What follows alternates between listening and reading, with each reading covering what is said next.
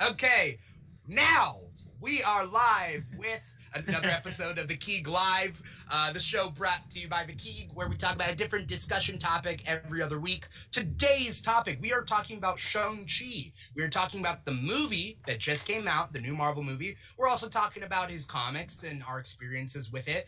And yeah, that's pretty much the gist of things. I'm your host, Dimitri Pereira, and I can't do this alone. So if you are watching us via live stream on many, of our platforms, Facebook, YouTube, Twitch, or Volume. Volume is our number one streaming platform that we stream to. That's where we're drawing the chat from. You can see the people that I have for you. But if you're listening to the podcast, and that's wherever you get podcasts, whether it be Apple Podcasts, or Google Play, or Spotify, or iHeartRadio, or SoundCloud, you can't see who I'm introducing. So this is a whole new thing until they start talking. First, I want to introduce a TikTok creator. They're both TikTok creators. This doesn't narrow anything down. But let's just say you know him as Marvelous Johnny on TikTok. We got Jonathan Chu. I didn't want to say I had to go over it in my head because of what you said earlier. No, that's fair, Johnny. man. I was like, Choo choo. no, I'm not. I don't want to say it. I don't. You're more than welcome to. I don't mind. I feel like calling you Choo Choo or Choo Choo Train. It's so weird, and I hate it. It's fine, man. I don't mind. I let a bunch of other people call me it. I don't mind if you call me it. But hello, everyone. I am Johnny. I go by Marvelous Johnny on my Instagram and my TikTok. What is up?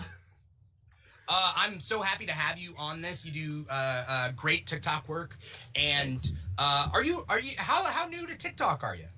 That's the thing. Like, I feel like my followers really started escalating right around like the month right before Shang-Chi started coming out. Like, I was making like every so often videos, and then like I started feeling more inspired. I started doing more TikToks, and then next thing I know, 2 weeks in, boom, I'm over 1,000. I'm like, cool, I guess we're gonna be doing this on a daily thing. Yeah, you're like, I guess I'm stuck now. Yeah, I guess I'm getting my dopamine from here. We're doing this. This is where I will find my worth. I get it. TikTok though, I'm falling behind on my TikTok, and I can see my views going down. Like, you have to like keep a continuous like output, I think, right? Yeah, like even then, even though like I post one video a day, I'm still noticing that not some of them are getting as much traction as I want, as much as just say random videos I just post out of me just ranting about something that just popped in my head one day, right? Right. Yeah. What's your recent rant been? I think my most recent one that went a little bit on the viral side was when I saw that the Hawkeye TV show got a countdown before Shang-Chi and Eternals, and I'm just like, why? I get he's one of the first of the 6 Avengers, but nonetheless, Shang-Chi's coming out in like 3 weeks from when I posted that video, and Eternals comes out before it, and here we are. We don't even have a Hawkeye trailer yet. Exactly, and we have a Spider-Man trailer before the Hawkeye show. It's mind-boggling for me. Also, like, I appreciate that from what I can see from the Hawkeye show that they're kind of retooling Hawkeye a little bit. Yeah. At the same time, Hawkeye has been the most boring character in the MCU, and he's being pushed. Honestly, this is something that I talked about on the Black Widow episode. Hawkeye should have died. He was a waste of space. Hawkeye should have died. Black Widow should have been alive. She had potential. She had unused potential. Hawkeye does not. I mean, from what we've seen so far, I will admit that he has shown zero potential. However, we are getting Kate Bishop now. Right. So I would have the most we're all here done for for Kate the Bishop. MCU. Yes. How We're all crazy here would for it Kate have been, Bishop. though? Let's be honest. How crazy would it have been if Black Widow and Swordsman taught Kate Bishop That after would have the been death interesting. of Hawkeye? Yeah, because like for the To longest keep time, his legacy going. Yeah, because like for the longest time when Kate was introduced in the comics, Hawkeye wasn't around until like further into her career as a young Avenger. So that could have been interesting. Yeah, because she starts off in Young Avengers. Hawkeye's dead, I think, after Disassembled. I think so. Yeah, after Scarlet Witch accidentally sets him on fire. Yeah, it was an accident. Haven't you done that before? Accidentally Exactly. set someone on fire. Yeah. But thank you, Johnny, for coming on the show. I think it's going to be a good discussion. Hell yeah. Yeah. We also have longtime guest of the Keeg. You may know him from Comic Talk. You may know him from the What If After Show episode 1 that he was on. I think that was the most recent one he was on. He's also a TikTok creator. You may know him as Captain Comics Rex. Not Rex as in T-Rex, but recommendations. We got Brian Leung, everybody. Hey, folks. I'm actually starting to think I should change it to REX and make it like a dinosaur brand. I think that's the future for me. I think that's where I need to be going. I'm not going to lie. When I saw the name, I thought all right. The which pitch was didn't for go great. recreation, like in Parks and Rec. Oh. Yeah. No, quite the opposite of recreation is what I do, frankly. I do a lot more sitting than anything. No, I'm thrilled to be here. This is a character I've loved for a long time. I find his publication history so interesting. I'm also just a big fan of martial arts films in general. So there was a lot to love in this movie for me, and I'm excited to get into it. Yeah. What are your guys' previous experiences with Shang-Chi? Like, I'll go first with this, just because I have the least experience with it. I knew him. I saw him when he appeared in other titles, like when he trained Spider-Man. I know him as that. I always felt he took a backseat to Iron Fist.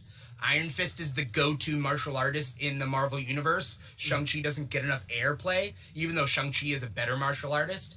And I know he was in Avengers World, but I actually didn't read all of Avengers World, so maybe I need to catch up on that. So that's my experience with Shang-Chi. What about your guys's? Johnny, I'll let you go first. First introduction to him was also Spider Island when he was training Spider-Man in the Way of the Spider, if I'm correct, from what I remember. So after that, I started looking more into his publication. Then I found out how racist of an interpretation the character was, and for me, that was just the most off-putting thing. I'm like, fuck this. Just Marvel, if you ever put out a movie like involving this character, I'm probably not gonna love it. And then luckily, they realized the error of their ways. They put Jean Luen Yang on the newest Shang-Chi comics, and I'm like, okay, I'm on board. And now it's probably like my favorite ongoing series right now from Marvel. So that's my experience with them. Yeah, recently they had the miniseries, and now they have the ongoing series, right? Yeah, it was weird to say the least with the way they did it. Yeah. I'll leave my thoughts. I'll let you guys. What were you gonna say, Johnny? I was just gonna say, like, it's interesting that they go like, cool, from issues 1 to 5, and then we'll restart with another issue from number 1 that relies on those issues 1 through 5. So anyone who's getting into it is gonna be ever so confused unless they just read trades. In which case, I think they're changing the numberings for it, where they're like, that's volume 1 for the one that came out earlier, and then this new one that's currently out is gonna be volume 2. So. Or they compile them together to be the same. Like you could probably get like a hardcover with like the first like the 5-issue miniseries and like the 5 other issues, or like a 10-issue thing. But I also think that's more of DC's style right now, and it's something we've talked about on Comic Talk, where DC is introducing concepts to see if people warm up to the miniseries, and then they'll introduce a series in case it like picks up. But a lot of like DC comics right now are just miniseries, and so just to see if people will buy it. So I feel like that's what Marvel did with this, but that was a weird move. Yeah. I kind of got the vibe, if I had to guess what their thinking was, is that they did the miniseries to get the trade out for the movie. And then if you're like, oh, I like this trade, well, there's only been like 1 or 2 issues of this current series. You could easily go back and catch up if you want to. And that was my assumption of their thinking. I don't know if that's accurate or not, but I can kind of see the logic in it, but I do agree it is an odd way to do it, because if I remember correctly, that last issue was literally like, hey, 4 months, we have a new Shang-Chi series that's starting. And then like one shot from a different writer, which was also excellently written. There we go. Yeah. What was the one shot? The Legend of Shang-Chi. It was written by. Let me take a look through my Alyssa piles. Wong, I think. It was written, Alyssa Wan. Okay. Yeah. For reference, I just pulled out my Legend of Shang-Chi comic for people who are just listening. I love that it's properly bagged and boarded. Oh, yeah. Yeah. As it should be. Oh, yeah. Yeah, as it should be. Recently, Marvel had Marvel Voices Identity. Yes. And Shang-Chi had a because it's an anthology book based around, that one specifically is based around the Asian characters, the characters of Asian origin, whether it be Asian American, Asian Canadian, and Shang-Chi got his little couple pages in it, and then somebody, I forget who brought it up, somebody on the show brought up that it was literally a what if and Shang-Chi story. Yeah, that's what to it's capitalize called. on both. What if and what, like it was called like what if and something else involving the word what, but because the temple he went to were like worshippers of Uatu, the Watcher, who that's right. We're all more familiar with now thanks to What If. But so honestly, I love that issue so much because it's what if Shang-Chi stayed with his father, and it's a very basic story, but at the same time, the deeper meaning of the Shang-Chi we have now, who is no longer a racist Asian stereotype, versus the form of him that still was, right? Yeah. So, right. It was a very short story, but it was to the point and it hit hard. Yeah. Yeah. Brian, did you have something to say? Yeah, well, I wanted to talk a little bit about some of my first exposure to the character, because the way I got in on him was through Ed Brubaker's Secret Avengers, the storyline The Eyes of the Dragon, which was the second arc that he did. And that was kind of, to my understanding of it, was like really the first time someone made an effort to kind of bring back and kind of rehabilitate the Shang-Chi character, in particular separating the Fu Manchu identity from his father. Because you mentioned earlier about Iron Fist sort of overtaking the character. I definitely recommend anybody listening to this who hasn't already read it, the website Inverse had a really good 3-part article about the history of Shang-Chi as a character. And one of the things that they note in it, which I had never really clicked in me, was that Shang-Chi predates Iron Fist. Yeah. But the problem is, Shang-Chi is so tied to that Fu Manchu Sax Rohmer novel license that it made it harder for them to kind of reproduce those comics when they lost that license because of the legal red tape. Now, of course, that character's in the public domain. What was the legal red tape? What was... Okay, so Fu Manchu, the original name of his father, is a character from a series of old pulp novels by this guy named Sax Rohmer. And they are racist. To quote Jim Starlin, who is the original artist of Shang-Chi, they are, quote, the most racist pieces of shit I've ever seen. And essentially, Fu Manchu is this like criminal mastermind, and they get the rights to that character. So Jim Starlin and Steve Englehart, they're like, we wanted to do something more like the TV show Kung Fu. We don't really necessarily want to do the Dr. Fu Manchu comic. Let's create a character that kind of mixes those two together so we can do the stories that we really want to do, and that's how Shang-Chi is born. So Marvel has the rights to Shang-Chi because he's an original character, but not Fu Manchu because he's not officially a Marvel creation. He's not a public domain? He is now. He is Back now. then he wasn't. Yes. Okay. Right. What came first, Kung Fu the show or Iron Fist? Kung Fu the show. Yeah. Oh. Yeah. Because Kung Fu the show was actually based on a Bruce Lee pitch. Bruce Lee wanted to be the star of that show. The networks were like, oh, America's not ready for an Asian lead to be the lead of a television series. And then they basically stole the idea out from under it. And cast a white guy to play an Asian man. Yeah. So there's a lot of history there. And Iron Fist is white too. And he's more sellable than Shang-Chi. Right. I guess. Yeah. At the time, yes. At the time. Yeah. And plus he has a glowing magic fist, so shiny. Yeah. I mean, I do like that aspect of Iron Fist. I do like his thing. It is kind of funny that like Marvel has 2 top tier martial artists and they have like, I don't know. Do you guys like one more than the other? I like Shang-Chi more than Iron Fist. I used to love Iron Fist more than Shang-Chi until now. Yeah, and I think it's 2 things. I think Iron Fist is at his best when he's partnered with Luke Cage. Yes. I think that's when he's at his most interesting. That most recent Power Man and Iron Fist series. Yeah. It's phenomenal. I think when he's on his own, he's a little boring. And I think Shang-Chi has a more interesting background and family dynamic that is played up so well in this film, and is especially being played up more now in the series, that I think makes him a more compelling protagonist. Yeah.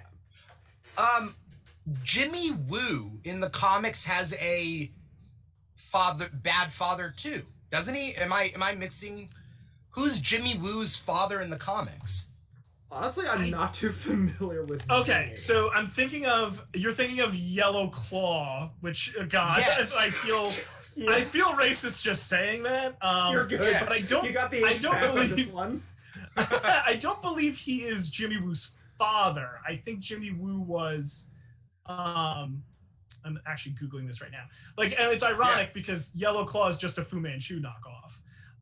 But I don't believe he was his father. I think he was just Jimmy Woo was just an American agent tasked with taking down Yellow. Oh, because he's one of the good ones. I feel like like when it comes to like those type of characters, you got to. So like with Shang-Chi and Fu Manchu, it's like Fu Manchu is horrible. Yeah. Shang-Chi is supposed to be one of the good ones, right? The one, Right.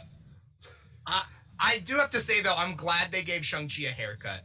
Oh god, that, yeah. like that Bruce Lee like bowl cut looking thing. I'm not a big fan of that. Maybe that was good in the back in It's that day. straight up a stereotype for Asian people now too, just to have like a bowl cut. So thank God they changed it. Thank God Simu has excellent hair. Right. I mean, I'll be honest. Like when I was a kid, my mom cut my hair, but she didn't put a bowl on top of my head to cut it. But like it was probably all weird looking and stuff. But I didn't know. Whatever. I parted my hair when I was a kid. Like it was like no, not like yours. Like Urkel looking. Oh. Well, Urkel didn't part his hair, but I looked like Urkel when I was a kid. That was a whole another thing. That's neither here nor there. By the way, for anyone out there, I got a Shang-Chi shirt, and then Johnny has a Shang-Chi shirt. Yeah. Brian, you didn't invest. I didn't have a Shang-Chi shirt. I do have a comic book centric shirt, which shout out to Books with Pictures in Eugene, Oregon. This is my list of prominent female comic book writers and editors t-shirt. Oh, okay. Nice. It's red. It's good. I'll take it. Yeah. So we all come at Shang-Chi from like a different levels of experience with the character. What were your ideas when they announced Shang-Chi the movie? Like, how did you feel about it, Johnny? You got any strong hot takes? Strong opinions? I remember when the rumor was running for a Shang-Chi movie, I'm like, oh god, we don't need this right now for Asian people. Like, we're starting to get good representation with Fresh Off the Boat, Crazy Rich Asians, and all that, right? And then like, oh, Marvel's making a Shang-Chi movie. I'm like, oh god, no, why? And then we get to San Diego Comic-Con 2019, and then we see that Simu Liu's there. I'm like, okay, he doesn't have a Chinese accent, thank God. They casted Tony Leung as the Mandarin and his father. Like, okay, I'm kind of on board, but I'm still really hesitant until that first trailer where he didn't speak too much, but like we got enough of his dialogue where I'm like, thank God he's not speaking broken English. Thank God he doesn't sound like a fortune cookie. Thank God he doesn't have a thick accent. I was ecstatic when I saw it. I was not happy when I heard about it. Yeah. It's always tough when we hear that is there. You want to be happy for it, right? But then you also want to be like, oh no. For example, DC Comics announcing that they want to do a Black Superman movie. I'm like, you can't do a white Superman movie. Like, so why you're doing a Black Superman movie? You couldn't even do a white one. That's the easiest. That's a easy. That should be like a hole-in-one. Right, but so I don't know whether I trust DC. Luckily, I trust Marvel a little bit better. Although Marvel, has had its hiccups when it comes to like female representation, when it comes to or lack thereof, right? And so, it's hard to give our trust. But that being said, like at least they're not DC, who has a worse track record. Yeah. Also, I didn't entirely trust them with the fighting in this movie until I saw the movie. Because that was the big thing for me. I love Marvel fight scenes. I love my big CGI battles. But the one-to-one fight scenes, except for, say, Winter Soldier, and that's the only one I can really think of right now, they're not as memorable, you know? Mm-hmm. Yeah. Or it's not like this. they're not the elaborate choreography you would need for a character who is Exactly. the master of kung fu. And especially after coming off Iron Fist too, we're like, oh god. Oh, that was the thing that made me the most nervous. Yeah, because I worship at the altar of Bruce Lee, Jackie Chan, Michelle Yeoh. Like those are my holy Donnie trinity Yen. of cinema, of action cinema. Donnie Yen, absolutely. So after, and granted, Daredevil fight scenes are amazing. I think they're very strong. But seeing what just like an embarrassment Iron Fist was, I was very concerned going into this. And it wasn't until they announced that Brad Allen, who I want to give him a shout out, who sadly passed away very recently. And that him and members of the Jackie Chan fight team were going to be working on the film, that I started to like breathe a sigh of relief a little bit. And then they're like, Bill Pope, director of photography, The Matrix, is shooting. And I'm like, okay, all right. So this has some potential. And when they released that first clip of the bus scene, I was like, okay. I was Jeff Goldblum in Jurassic Park. I was like, you crazy son of a bitch, you did it. You might have done it. So yeah, I was brought around to it. I definitely was a little skeptical at first, but came around very quickly as the film progressed, and ultimately thought they did a great job. Yeah. Daredevil's fight scenes are good, but it's a different style. Like, Daredevil gets his ass kicked over and over and over in the Netflix show. But like the behind the scenes stuff, as I do my more and more research about why Iron Fist sucked, it was a 1-2 punch. Iron Fist didn't have enough pre-production time because they did Daredevil season 2, but Iron Fist was going to lead into Defenders, and they really wanted to get Defenders out on time.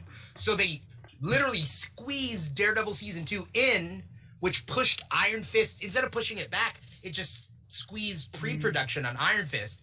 And so there's that. But then there's also the fact that like somebody, one of the choreographers came out and said it. They didn't say the name, but we can infer that it was Kit, whatever his name is. Finn What's his name? Finn Joe. Yeah. Why do I say Kit? Maybe it's Kit Fisto from Star Wars. You're thinking Kit Harington from Game I was going to say, you're Maybe. thinking of a different Game of Thrones actor. There's layers. There's definitely layers to this confusion. But we can figure each other out. Finn Jones supposedly just didn't want to put the time in to learn his moves. 15 minutes before they shot the scene, he learned his choreography, and that's how he did it. And that's why there's so many cuts. It's sloppy. Like, good martial arts choreography and cinematography is not cutting away, you know? And he messed it all up. Yeah.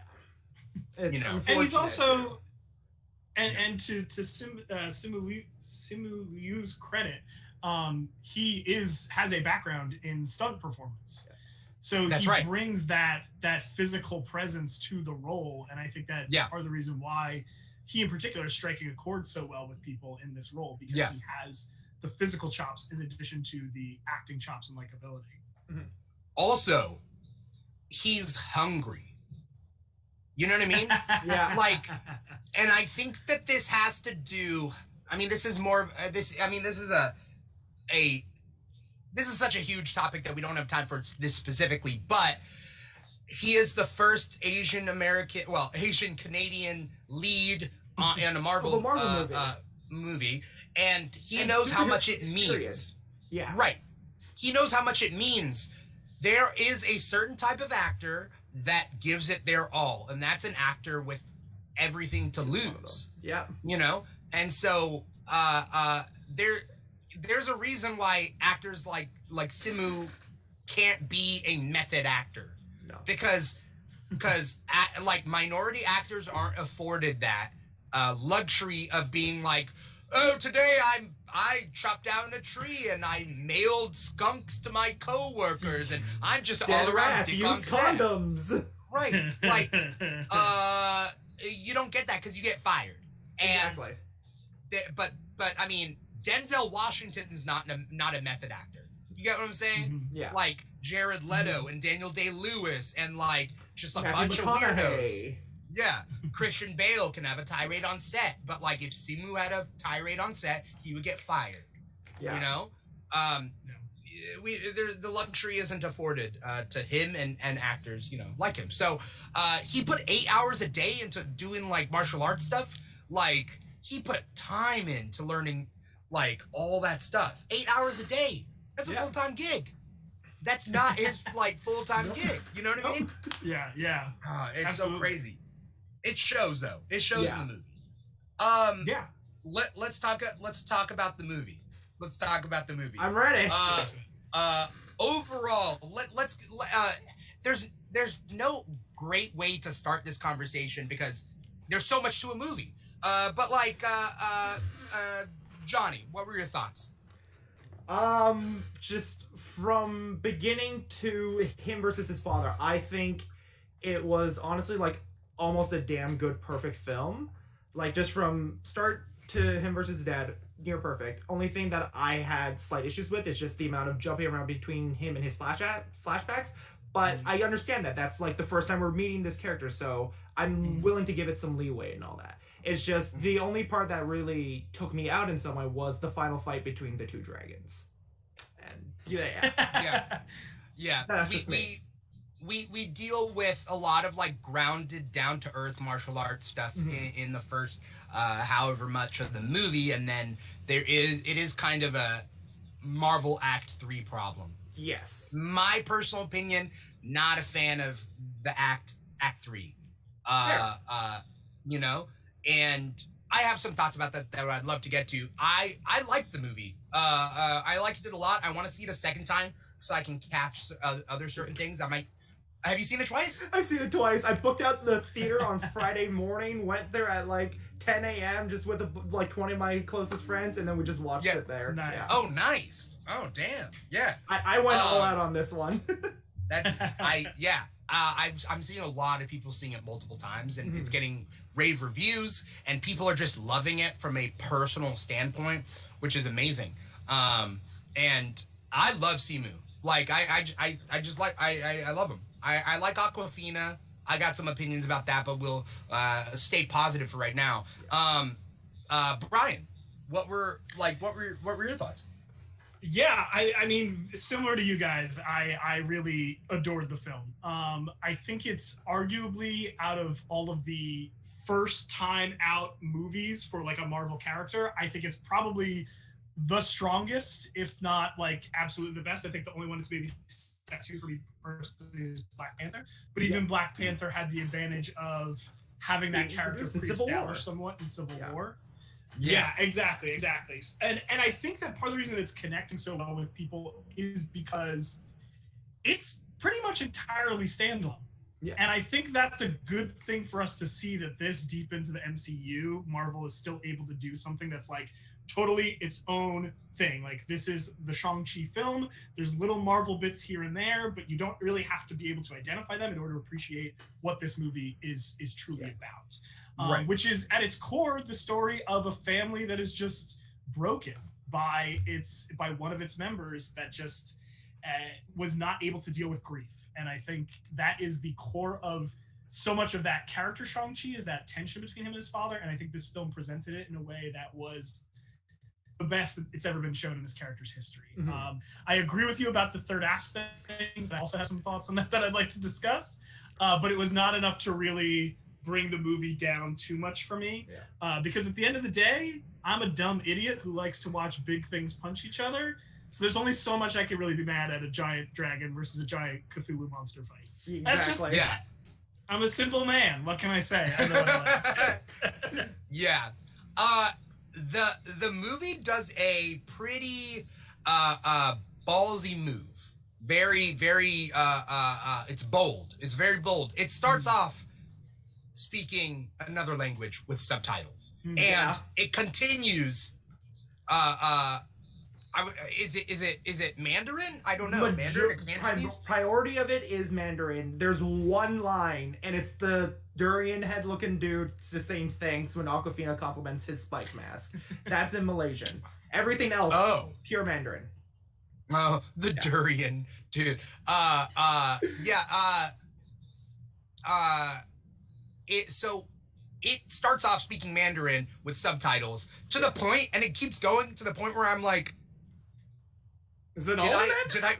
Yeah, is it all in? I was very, and I think that there are going to be people out there that don't want to read subtitles, which I disagree with. I think, like, read the damn We watch subtitles. Star Wars here. Like, come on, people.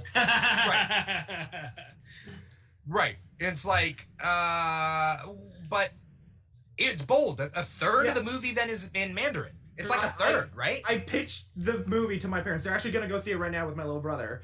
I pitched them, like, part of the appeal was 35 to, like, 40% of this film is in Mandarin, and Tony Leung's in it. And they're like, okay, fine, we'll go see it. So, yeah.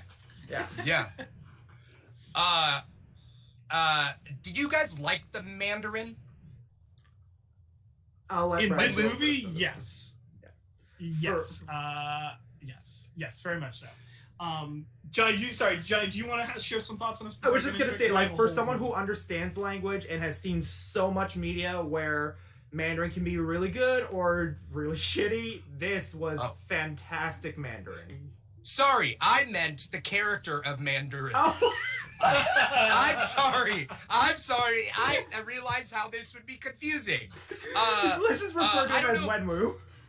Wenwu, yes. Wenwu or Tony Leung. I said Mandarin, and then I was like, oh, should I follow this up with Wenwu? Because he's not technically Mandarin. He's gone by many names, it says. And then Mandarin. And then Brian was like, in this movie? And then I was like, well, I guess Trevor Slattery was Mandarin in Iron Man 3. So you are right. And I was like, yes, in this movie. What is your thought about Mandarin as a language? I think would be a really weird question. Like, well, I don't know, linguistically speaking, it's like... You have to get into all the dialects, yeah. Yes. These are my top 10 languages of all time. Let's go through them. I personally feel a lot of validation because I have been team the Iron Man 3 twist is brilliant because it's a deconstruction of the racist yellow peril stereotypes that are presented in not only just the original comics, but like much of American action cinema, which villainizes people from the Middle East. Yeah. So, and I still have memories of talking to people where they're like, they ruined the Mandarin. I'm like, literally? No one cares about the Mandarin. Nobody cares. Who has ever cared about this character? It's like the whole Taskmaster argument all over again. Right. Well, at least Taskmaster I think has redeeming values, but true. And Taskmaster has been built. I don't like the argument. Like, whatever, change it to a female Taskmaster. Sure, I have no problem with that. Doesn't change that. Yeah. But they did. Taskmaster has been built up a cult following because of his guest appearances in other properties. So like the Insomniac game or Ultimate Spider-Man cartoons. Ultimate Spider, or you know, and some like other random things. And so he was in the Avengers game. Yeah, he was, and so I get that. Other than I don't agree with he has to be a man. That doesn't make any sense to me because he doesn't have to be a man. But I get the critique that like all her powers were from a visor, essentially, right? And like I get that, but then also like I don't care. But Mandarin, nobody was going to bat for Mandarin. No. Like anyone also, who batted for the Mandarin, I honestly like how racist. Like what kind of racist interpretations do you have of Asian people? First off, right? Yes. Right. Yes. Right. That character is embarrassing, frankly. Yeah. Until like Matt Fraction's run. He has just been purely racist throughout. Right. And, did they explain away the racism in the comics in Matt Fraction's run? I have Matt Fraction's run of Invincible Iron Man there, but did they explain away like... What they do is they kind of present the Mandarin as a more human character, which is essentially like the legend of the Mandarin, like all of this stuff about him is basically just a propaganda lie that he has created. There's an incredible annual issue where basically, and this was based on a real thing that happened, that the Mandarin kidnaps a film director to direct the biopic of his life. Yeah. And as the director is going, he realizes like the Mandarin is actually the son of a sex worker who overdosed and like clawed his way to the top. Yeah. But like the origin that we were presented in the original Stan Lee comics is this propaganda that he's made up. So you kind of get this more humane version of him where he's clearly like this deeply insecure, fragile person who's trying to make himself seem like a bigger evil than he really is. And the real world thing that was based on was Kim Jong-il kidnapped his favorite director to try to force him to direct films in North Korea. But was it James Franco? No, it was not. It was not. But the idea of that, is still like he's pretty clearly evil. And I think what I like about this film in particular is he has very human reasons for doing what he's doing.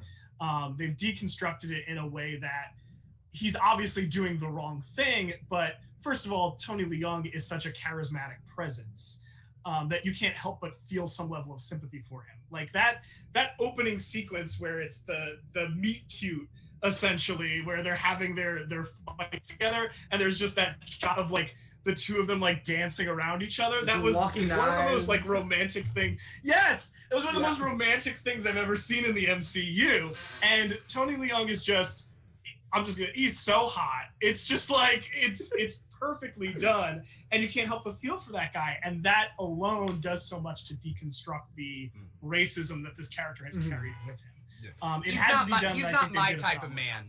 I just thought I should add that. He's not my type.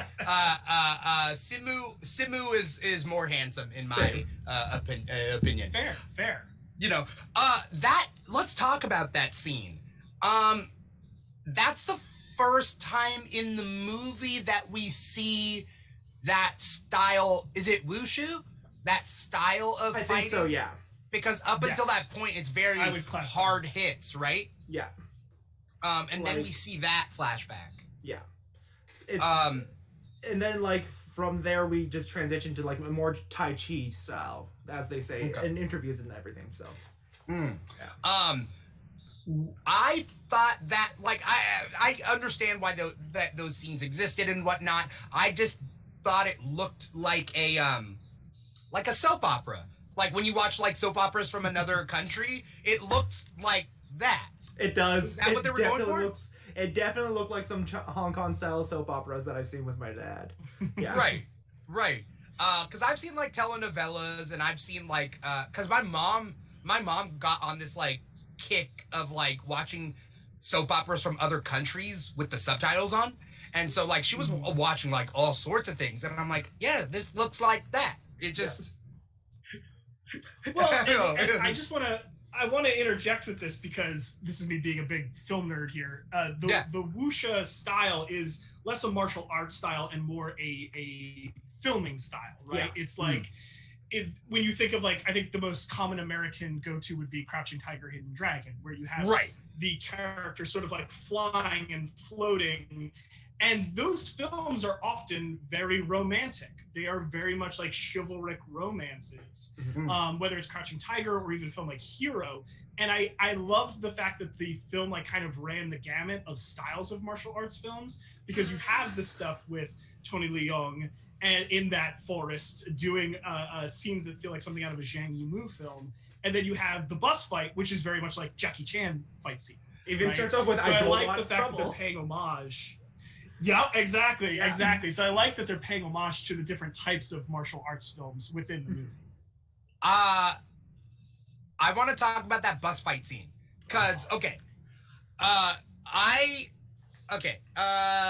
let's talk about the bus fight scene. That's what because I had more to add, but yes, I love that bus fighting scene because it isn't often that we see like in a weird way heroes saving people, right? Yeah. And then upping it to like heroes saving them in a creative, but like also like there's stakes to it. Like it was creative, there were stakes. Though I mean they seemed like they were gonna fall out of the bus and die, and he was catching all of them and doing all that stuff. Johnny, you got thoughts about that bus fight? One of my favorite parts of it, I don't know if you guys will agree with me, but like, you know, when the bus goes into the tunnel and then you just have like this outside shot of the bus and then you just see Shang-Chi doing just like a one-take fight, it felt like a moving comic book, just like from panel to panel to panel, like using the windows of the bus. That was probably one of my favorite moments in this entire film. Yeah. And then you just ended on him doing like a flying kick into the other end into right into Razor Fist. Yeah. And then That's he gets such a rid of Razor great- Fists. When he does the signal. Yeah, that was awesome. Yeah. Yeah. Johnny, I love that point you just made, like, because now I'm envisioning like a David Aja Right? style like splash page of like each panel being a window of the bus and him like fighting through. I hadn't thought about that, but I absolutely love that element of it. That's great. I hadn't thought about that either. Yeah, it's just something I noticed while watching it for the second time. Like, this is like one of those like Iron Fist. I can't remember which one. I think it might have been Immortal Iron Fist. But Sure, you see like each panel in that first issue of him just fighting off a bunch of ninjas and all that. Just took me back to that. And I going back to what you said, Dimitri, about saving people, you know, I think again, the fact that this movie is a much more self-contained MCU film, sure, the stakes getting higher and higher in these movies is always fun, but you do lose that element of what we love about superheroes, which is when they're the friendly neighborhood superhero, right? Where they're just like going in and helping people. And in a funny way, I was like, this almost feels like they're doing like the kind of Peter Parker stuff that we've been kind of missing in the MCU. Yeah. Where he's just like a regular dude with a lousy job, just trying to get through the day, helping people during this like crazy disaster. It was very grounded and down to earth. And it again helps you to connect with the character and empathize with them. Right. Like you see the heart. Yeah. Exactly. Yeah. Sorry, did I interrupt you, Johnny? No. It's just I wanted to make that one statement where like you see the heart of the character, especially after the fact that, you know, he did kill a man and then from that point on he didn't really want to. So yeah. Right. Yeah. If we're dealing with the first act here, that's like the big first act set piece. One of the cool things that I noticed is him and Aquafina, their friendship is really tight. Yes. There's, you know, they're like, should we go home and get some sleep? Or, and then they do karaoke. And then they come walking out in the alleyway afterwards. And I was watching that and I was looking at them and I'm like, first thing, they seem like friends. Which is a chemistry that like we put a lot of focus on chemistry, like romantic chemistry between characters, but like these characters have friendship chemistry, right? Is it agape? There's a types of love, right? That's like I think it's played like it's just a platonic one. Right, but there's different types of love. There's like Eros love. There's like a list of different types of love, and like I think agape is friends and family. I could be wrong, but the point being is, I took a philosophy of love class last semester. I can't remember. You should know. You should know. There's like Philos, which is a different type of love and whatever. But anyway, the point being is, I believe that they were friends, and they also seemed like human beings. Yes. When they were just walking, they're just walking down. It was like you just took a camera and you turned it to two people who were walking down the street, and like there was a sense of like, no matter what Shang-Chi's past is, like he is a human being, right? He's not Tony Stark, larger than life. Exactly. You know? Which is why I also love that scene where you see Shang-Chi wake up and then you just see like this nice ass car pulling in. And then you have a guy in a suit like, oh, is that Shang-Chi? And it's like, nope, it's the guy who's the valet. Right? I would have played... Yeah. I think cinematographically, whatever. Cinematically, actually. Cinematically. There we go. Yeah. I'm just adding too many syllables to it. I think that could have been played a little bit better. That joke. That one. Because they should have had a tighter shot on the guy before you, without seeing his face, and you see him walk around to then see him toss the keys to Shang-Chi. But instead you see him get out and you see his face and you lose that. You know? The punchline maybe if it was like sped up a bit faster, or if it just followed his backside for a bit, something like that. But that's me nitpicking on that thing. It was still cool, but I think, you know? I think the core idea of that, getting back to like he's not a Tony Stark, I think the core idea of that is to convey that to the audience, right? And I think it does that well. Of like, we've been so used to following the genius billionaire playboy philanthropist, but Shang-Chi is not that guy. He is not the guy who's going to be flashy. And I loved that in the bus fight sequence too, where you have the little moments where he does the wave to the woman, or when he like grabs her laptop top and it's sliced in half. There are all these great little, very human moments within the fight sequence that build up who he is as a person so well. And great fight sequences should always show character. And I think this movie really gets that idea. Yes. Great fight scenes should also use the environment, right? Totally. Instead of being like, oh, we're going to rewrite this script so now it takes place at a sewage factory and it's the same fight that would happen on the bus, but in a sewage. Exactly. Like, right. You know, it's so it definitely used the environment. They put a lot of thought into all these fight scenes. Like, you can't deny that. No. Like, for sure. Back to your statement, though, about Daredevil's fight scenes being so different from this, one thing that I did love about this movie in comparison to that, though, because, like, we get our one long shot takes with a mix-in of CGI, but it's the fact that they utilize the environment a bit more than, say, the likes of Daredevil. Like, he threw a microwave, he went through doors and all that. But, like, in this, like, you really see Sean, like, he grabs, like, one of the poles that Razor Fist cut in half, and he starts using them as, like, batons.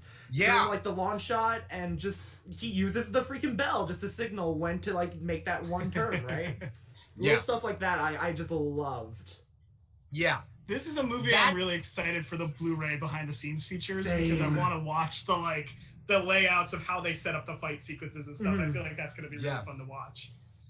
I loved the first two acts so much that I got disappointed by the third act.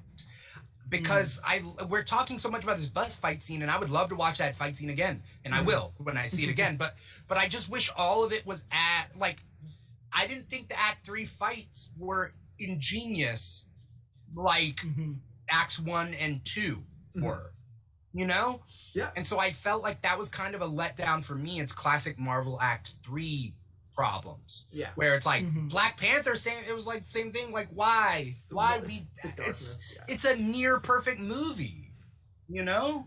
Yeah. So Johnny, go ahead. Sorry. I was just going to say, I was going to quickly defend that one fight between Shang-Chi and his dad when Sean gets the rings, though, because what I love about this interpretation of the 10 rings is that they act as an extension of their bodies. Yes. And throughout watching that final fight, I definitely still saw a lot of that martial arts style in there with the 10 rings as an extension. And personally, for me, I did find it to be like a really good balance between practical actors working with the mix of the CGI.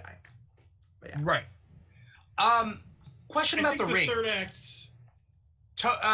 Wenwu, sorry, real quick about the rings. Yeah. Wenwu only used the rings as an extension of his arms, right? Yeah.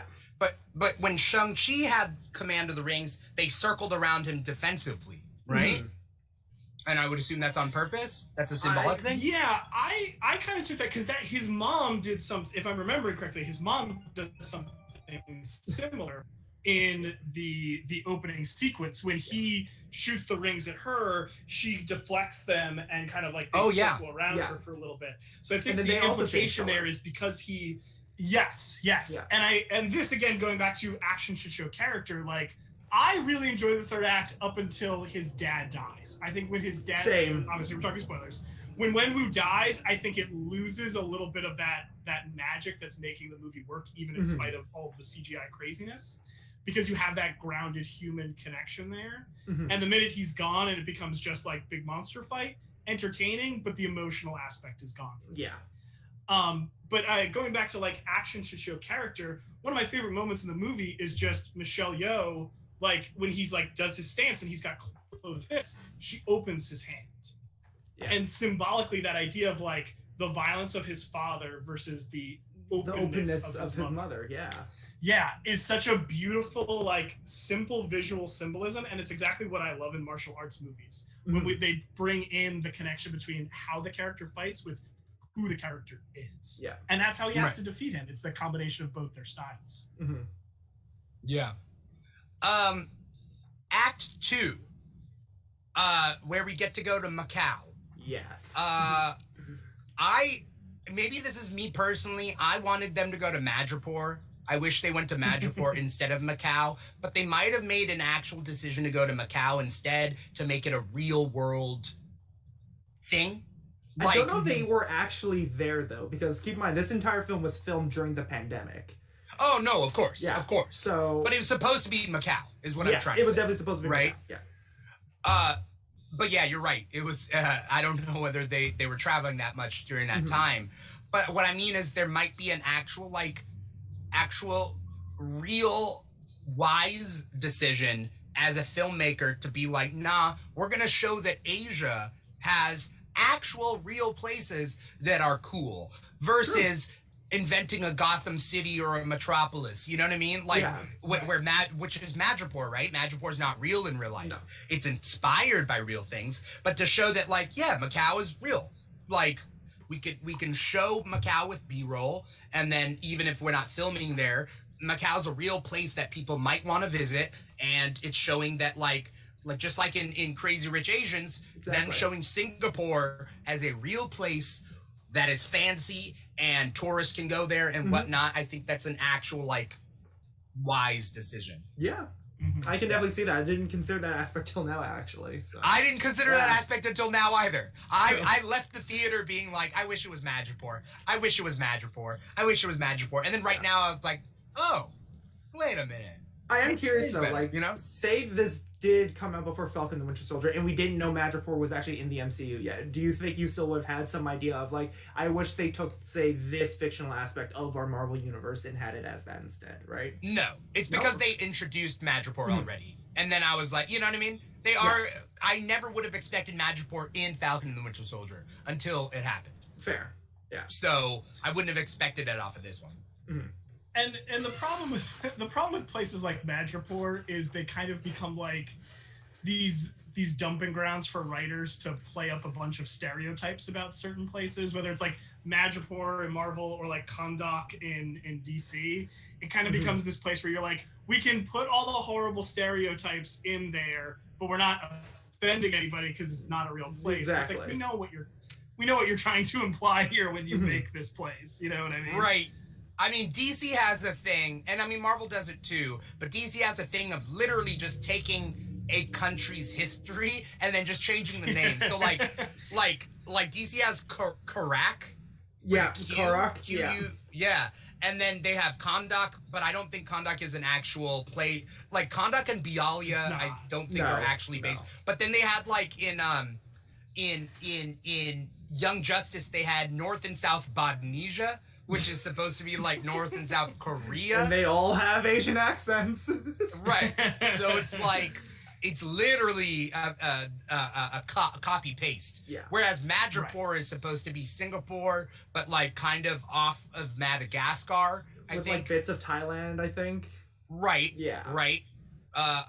So it's but you're right, Brian. It all depends on who's writing it. You know? Sure, of course. But I think in a film where they really are like pushing the fact that it is like a predominantly Asian creative team, I think your point is absolutely right. Where they said, let's not make it the fake Asian country that feels kind of problematic if you think about it too much. Let's make it an authentic place so it at least feels like a real thing. We'll put gold and red everywhere. There'll be gongs and you'll see the weird lions. Yeah.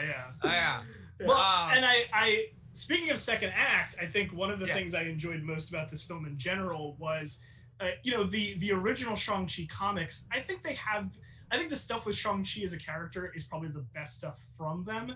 But the problem with those comics is you often have to really like dig through a bunch of racist garbage to get to those good elements. But one of the elements that I think is great is they have a lot of really fun, dumb villains. And I was so glad they brought in Razor Fist, the man who has a razor for a fist. I was so glad they brought in Death Dealer, because they have so many of these like weird one-off characters with cool names and designs that have never really shown up again. But I was really glad they clearly dug through, was like, who's cool? This guy, he's got a knife for a hand? Cool. He's in the movie now. I was really glad they used those elements in particular. Because Death Dealer, and I'm not super familiar with the guy. I know he has a kind of YouTube, the actor plays him, his name I'm escaping me at the moment. But I know he's got a career as a stunt person, and I thought his fight sequences were electric. Like that fight sequence when they're the momentum on the side. So good. Whew. Yeah, he was moving, and I loved this. Did you see him at the red carpet premiere too? Like he was doing flips and everything. Yeah. Incredible. Yeah. My big problem was they didn't build up Death Dealer the way they built up Razor Fist. Yeah. And they killed him off so fast. Yeah, I was really disappointed. Like he had one fight scene. Yeah. He had one fight scene. He had one fight scene, and then one quick moment where Michelle Yeoh just blasts him across the little town, and then that's it. Yeah. Yeah. So there's a lot. I would have liked to have seen more of that. Exactly. I liked the idea that he's kind of the symbol of like Shang-Chi's childhood trauma. Mm-hmm. But you could have again built that up more, like given us a flashback where we see him, and then when he shows up, we're like, oh damn, this is the guy who's been like torturing him his entire life, and now he's face to face with him. And like nothing against Razor Fist, dude was hilarious, but like if it was Death Dealer or Razor Fist, like I agree. Take Death Dealer. He looked way cooler too, in my opinion. Yeah, for sure. Yeah. I agree. Right. Razor Fist. It's the guy who played Ivan Drago's son, right? In Creed 2. Oh, was it really? So. Yeah, I think so. I think it's the same actor. Probably that guy's it huge. Looks like him now that I'm thinking. That guy's huge. A beast. Yeah, and he might be larger. He might be larger in this than he was in Creed 2. Because in Creed 2, he probably had to cut weight and like whatever. But like in this, he's just like he's bulky. He's the white guy you invite to your family's get together. You know what I mean? Like he's the one white guy in Wenwu's organization. I know he had others, but like some of the faceless soldiers were definitely white. Yeah.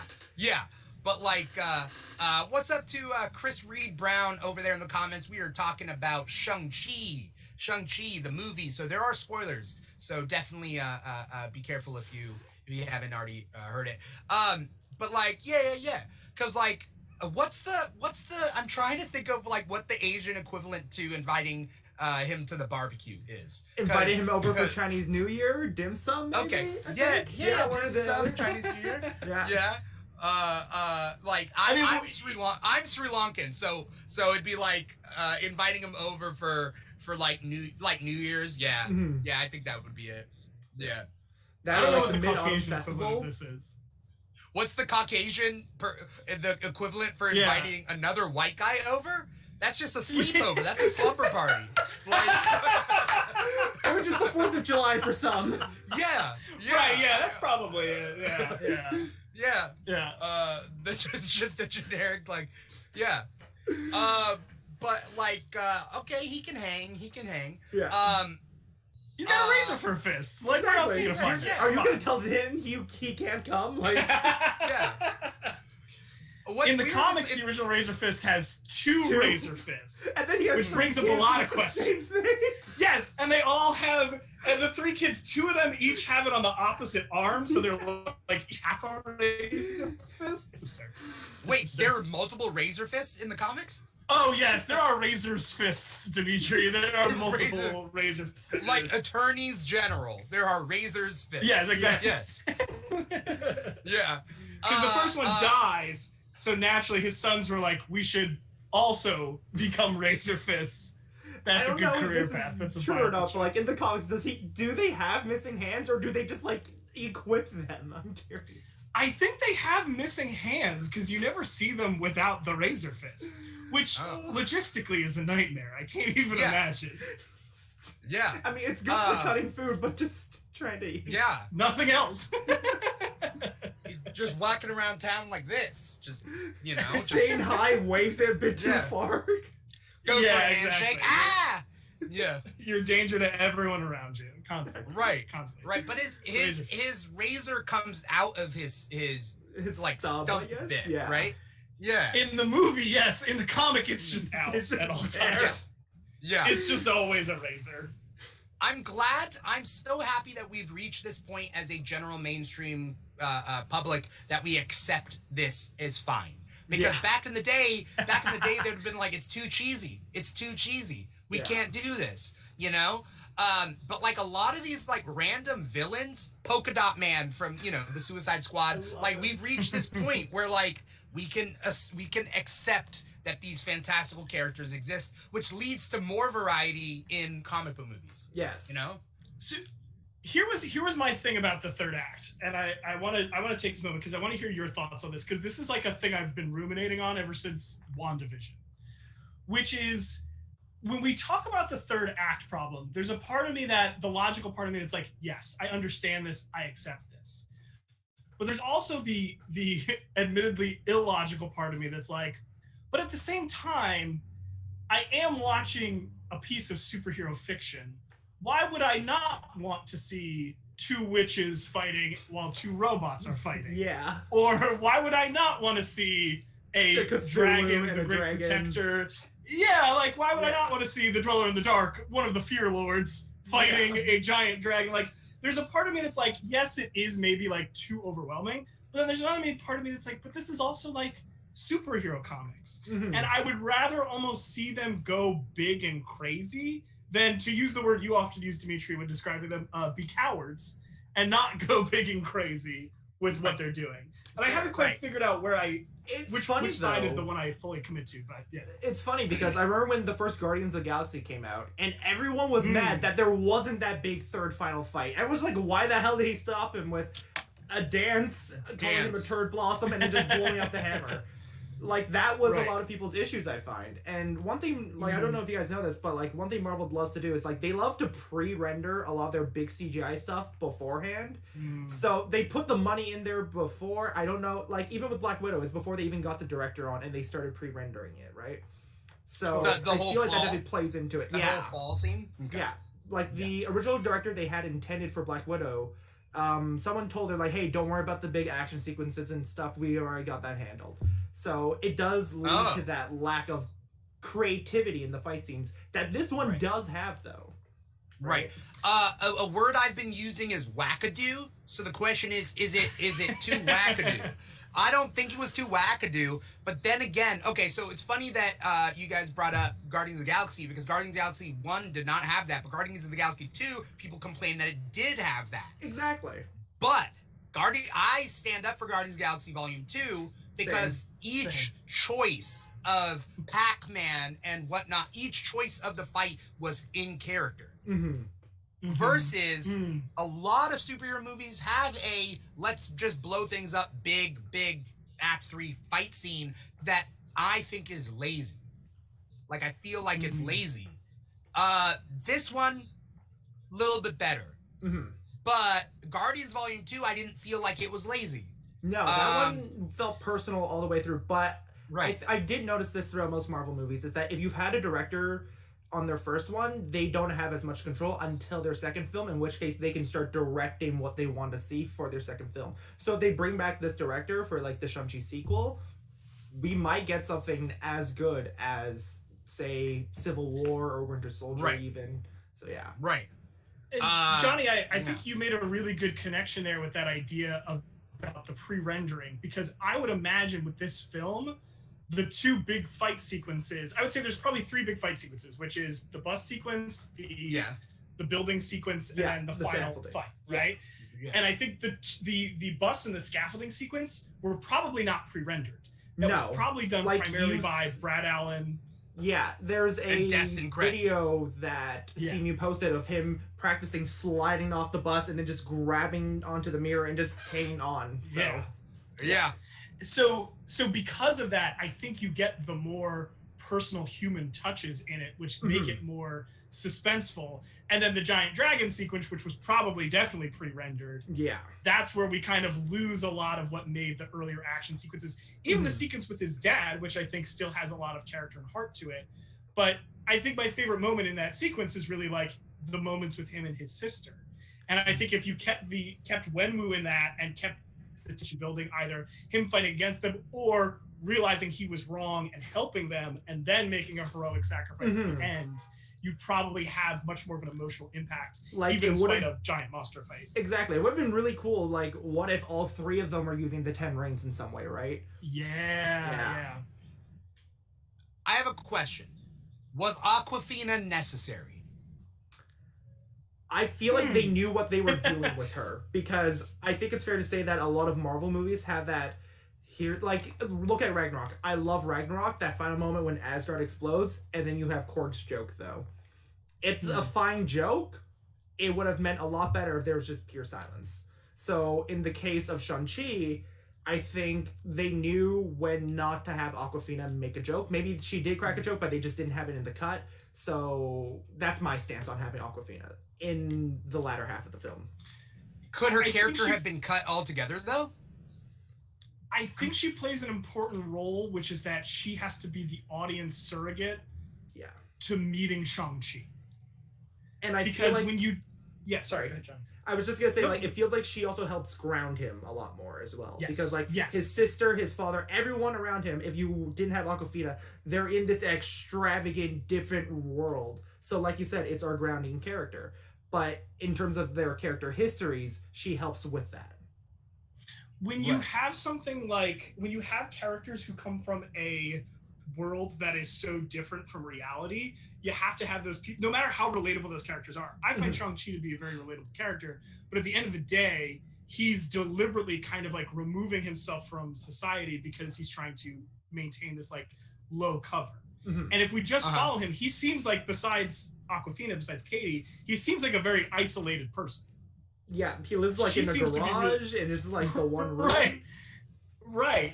She seems to be really his only... He goes to her parents' house for food, I think. Exactly. So he would be hard for us to follow. I think it would be a very different movie tonally if he's the main one we follow. And this is the example I always use with this is the original Star Wars movies versus the prequels.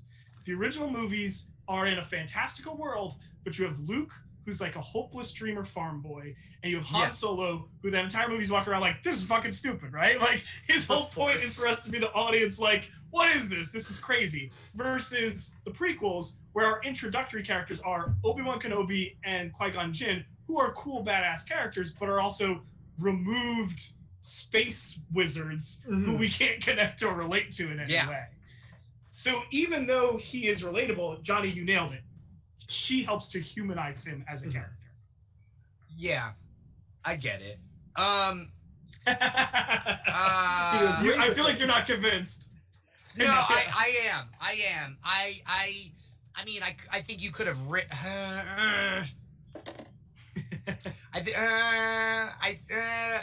I'm fine with her, you know, being in it. I like her.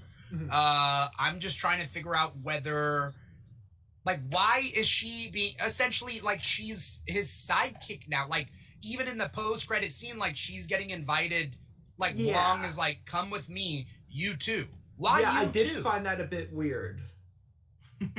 Like, it should be his sister. It should be. It should have been his sister. Exactly. Yeah. But let's talk about his sister. For me, she's the standout. Yeah. What's his sister's name? I know how to spell it, but how do you? Including the last last I was reading the subtitle.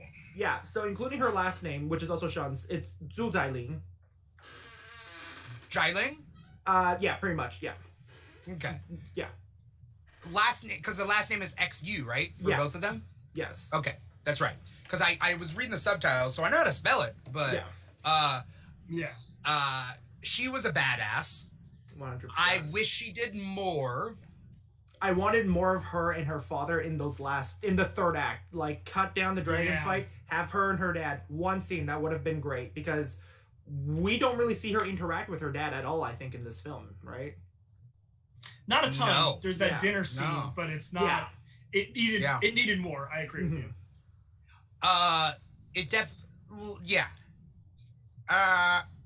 I'm trying to form some thoughts about it. What were you guys? And the fact, Brian. I agree with you. This is like her first film too, which blows my mind. The actress's first movie, which blows my mind because I think she has a lot of just pure charisma that really helps her in a lot of those sequences. She holds her own very well in the fight sequences. I don't know how much. I remember watching an interview. That's the thing. They fast tracked her training the moment she was casted because she had zero experience. Yeah. Really? I would have sworn she had like a lot. That's crazy. She knew a bit of dancing. That was it. I'm trying to figure out whether I'm in love with her. It does help a lot. Just look at Chris Evans. Yeah, or even Michelle Yeoh. Like, Michelle Yeoh was a dancer, and then she became the icon of martial arts cinema that she is now. You know what I mean? Yeah. Like her, I adore Michelle Yeoh. She's like one of my favorites. But yeah, I agree with you 100%. Like I think that her arc and her journey is very cool and interesting, and it's kind of interesting the way that her and Shang-Chi kind of end up in opposite places, where he has kind of like accepted that like I am my mother and I am my father, and those two halves have to exist with me, and I have to learn to live forward, while she is like, I'm going to take what my father denied me and build it into something better. And I think that's a really compelling thing, which I'm looking forward to seeing play out. I really hope they explore it in some way. Like, give her a 10 ring show. Maybe then she can get her development in that, and then we get Shang-Chi 2 or something like that.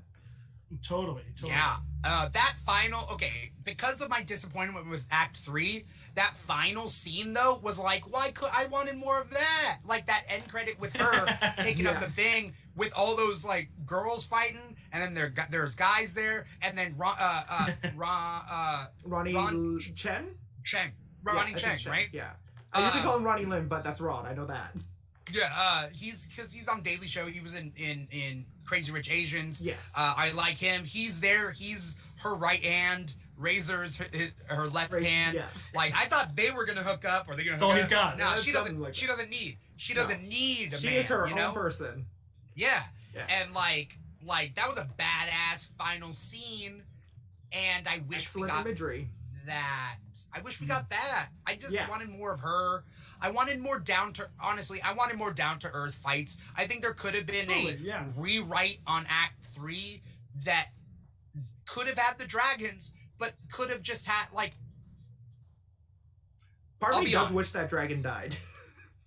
Oh, that's sad. That's sad. Looked cool as hell. I mean, the Act 3 fight really only needed to be Xiaoling, Shang-Chi, and Wenwu in a like three-way battle. That's all it really needed to be at the end of the day. Right, and we didn't see any fight scenes that took place at the compound. Besides them in the card, not really. No. No. Like, and it was built onto a cliff, right? I think so, yeah. That's a whole set piece that could have happened. Like, you could have had the final, you know what I mean?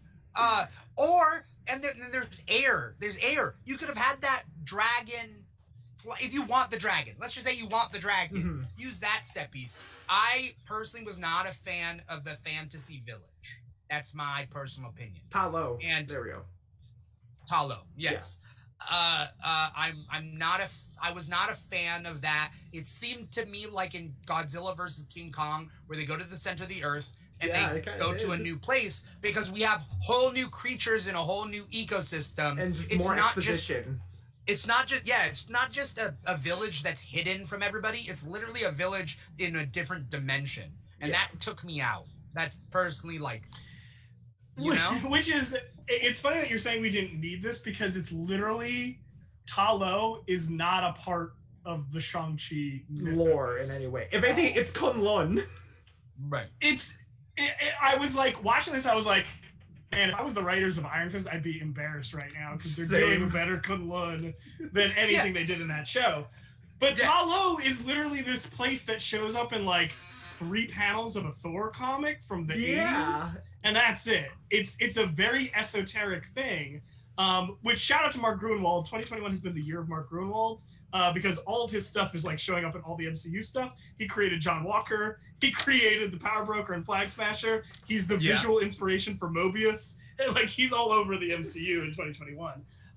But yeah, it was weird to me, because even I was like, what is this place? Then I was doing my Googling. I was like, oh, right. This is that place from a random Thor issue where Thor just like goes to the different pantheons of humanity. Yeah. And most of the comic is him fighting Shiva. Like, it's a very weird comic for them to be like, all right, we're going to take this. And Johnny, I agree with you. It really just is a little bit too much like doing Kunlun without doing Kunlun. Yeah. However, the one thing I'll give them credit for doing Ta Lo is that we got to see all these really cool Chinese mythological creatures. Yeah. Right? Because, like... And I didn't know that. And I didn't know that. As an outsider, I didn't know that these were actual, like, cryptids. They were, like, actual... Like, Morris was an actual thing. It's an actual thing. It's called... Cute. Yeah, it's called a Huandun. Which, funny enough, if you just say it without context to someone who speaks Mandarin, they're thinking you're going to talk about dumplings because it's like the exact same pronunciation. And he looks a little bit like a dumpling. Yeah, he looked like a corgi butt, but on both sides. Yeah, right? It was kind of like a... Yeah. Yeah. He was cute. And I think they should sell merchandise for it if they haven't already. They have a plush coming out on the Disney store. I looked it up just because I wanted one for myself. We're gonna talk about merchandise controversy in a little bit, so definitely keep that in our head.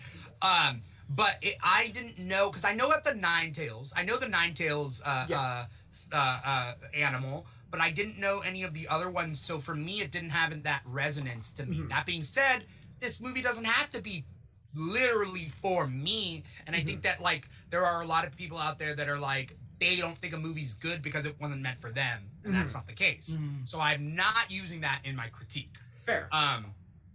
What's funny is that sorry. Oh, what's that?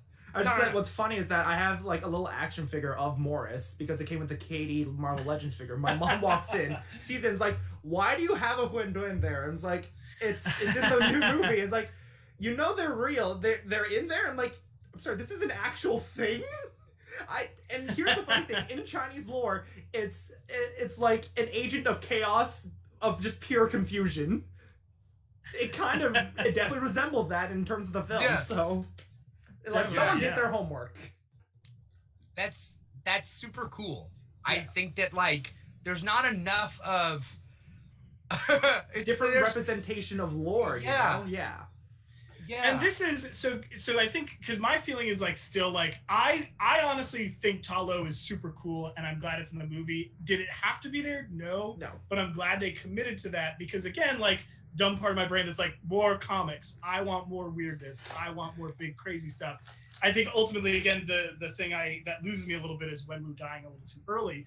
But going to what you said, Johnny, my favorite thing about comic books is that, or superhero comic books specifically, is that it's every genre at once.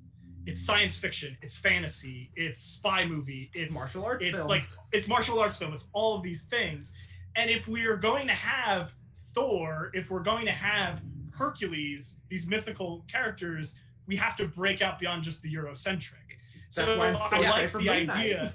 Right, yeah, exactly. I like the idea that they're saying like, no, every folkloric pantheon exists within a superhero universe, because if Thor exists, then so much all these other gods and goddesses throughout culture.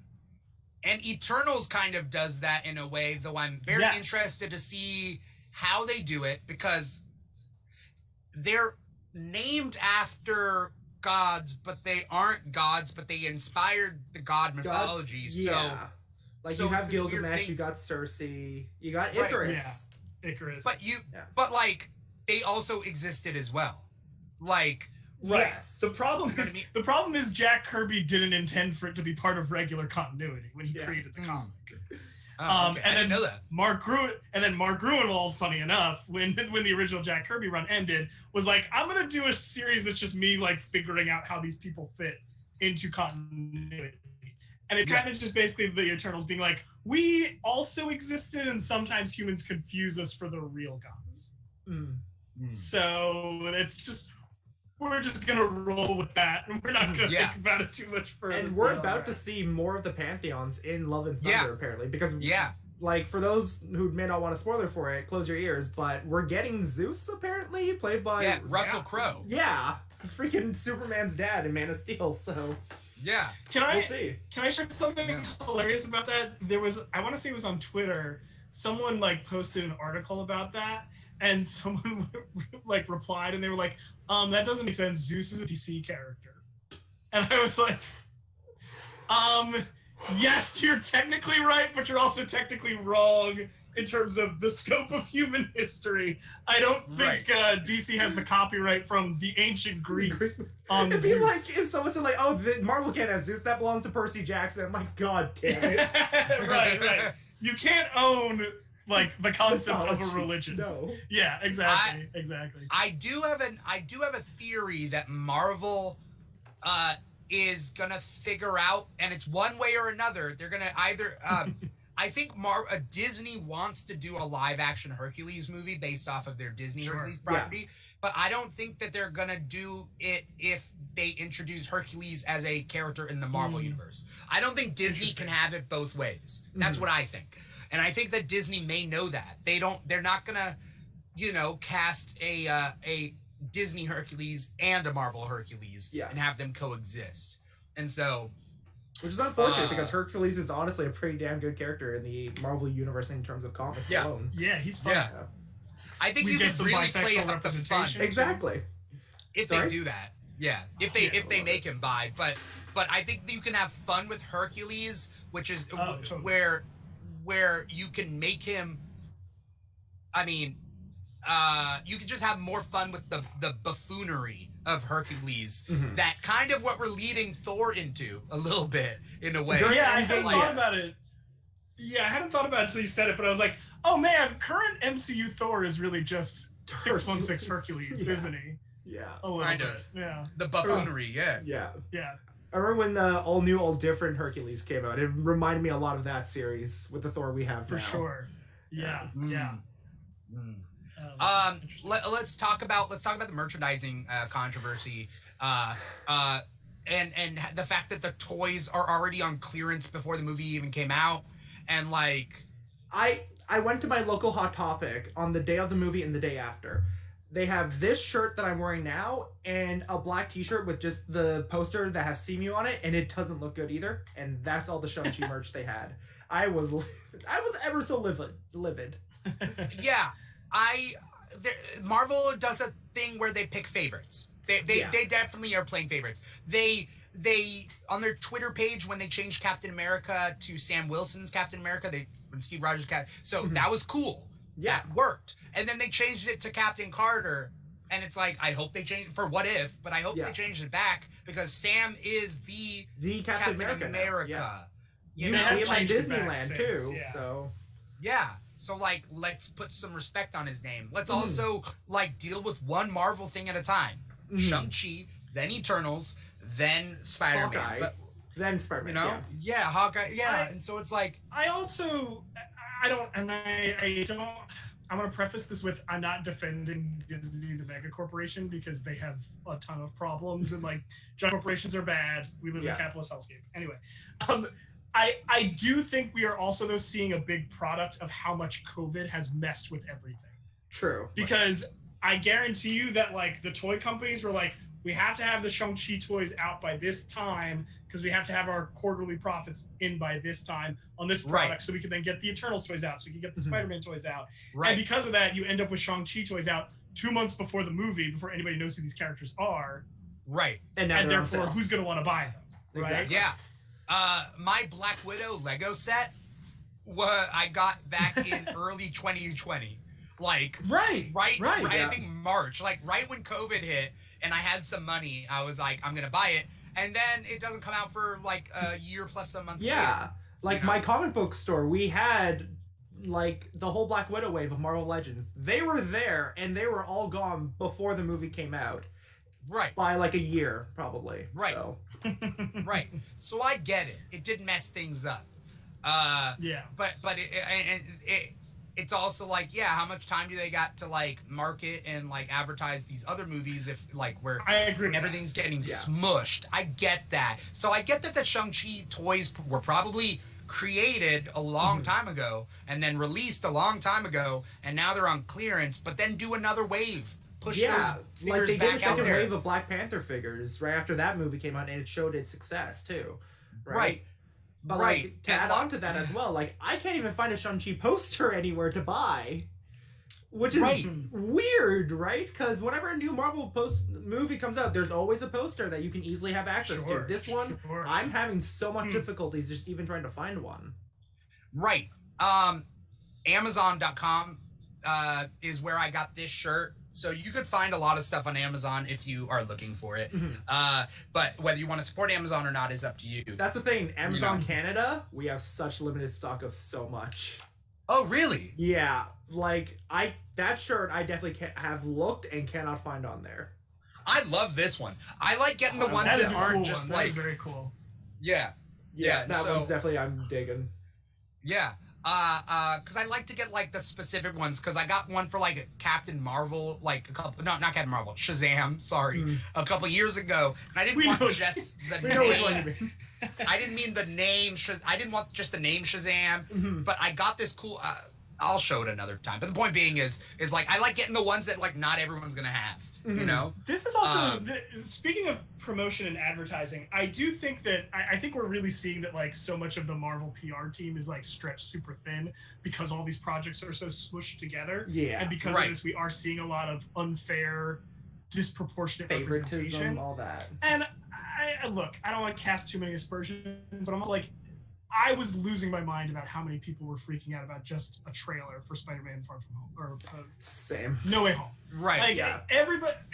The thing that I think I've grown to dislike the most about the MCU is and this is not all members of fandom, but like the parts of fandom that are just like theory machines and like predictions about stuff that's going to happen, rather than sitting down and talking about and analyzing and appreciating the things that are already there. Exactly.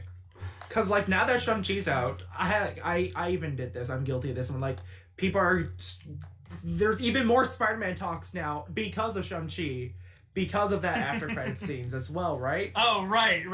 It's like, well, what does this mean for Wong's presence in Spider-Man? It's like, exactly. Can we it's just it's not even gonna be Wong in Doctor Strange, really. It's just gonna be Spider-Man. Like, I get he comes out first before that, but at the same time, like, this seems more like of a multiverse of madness thing than an actual Spider-Man thing.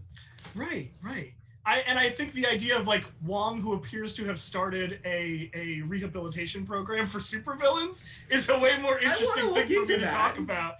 Yeah, I'm like, because he's like talking to Abomination like they're pals. I'm like, this is interesting. I want to watch this show. And which you're is still like talking Wong to Bruce? Like, yeah. Here? Like Wong helping supervillains get back on the right track. I love this idea. I want to know more about this. I'm so sad that Bruce's arm is messed up, and it looks like that's a permanent thing now. Yeah, I think we also don't know how long after Endgame this is either. Someone said it's right around the same time as Far From Home, from what I saw for an analysis. Because so not super long. 8 months or so, give or take. Yeah. Okay.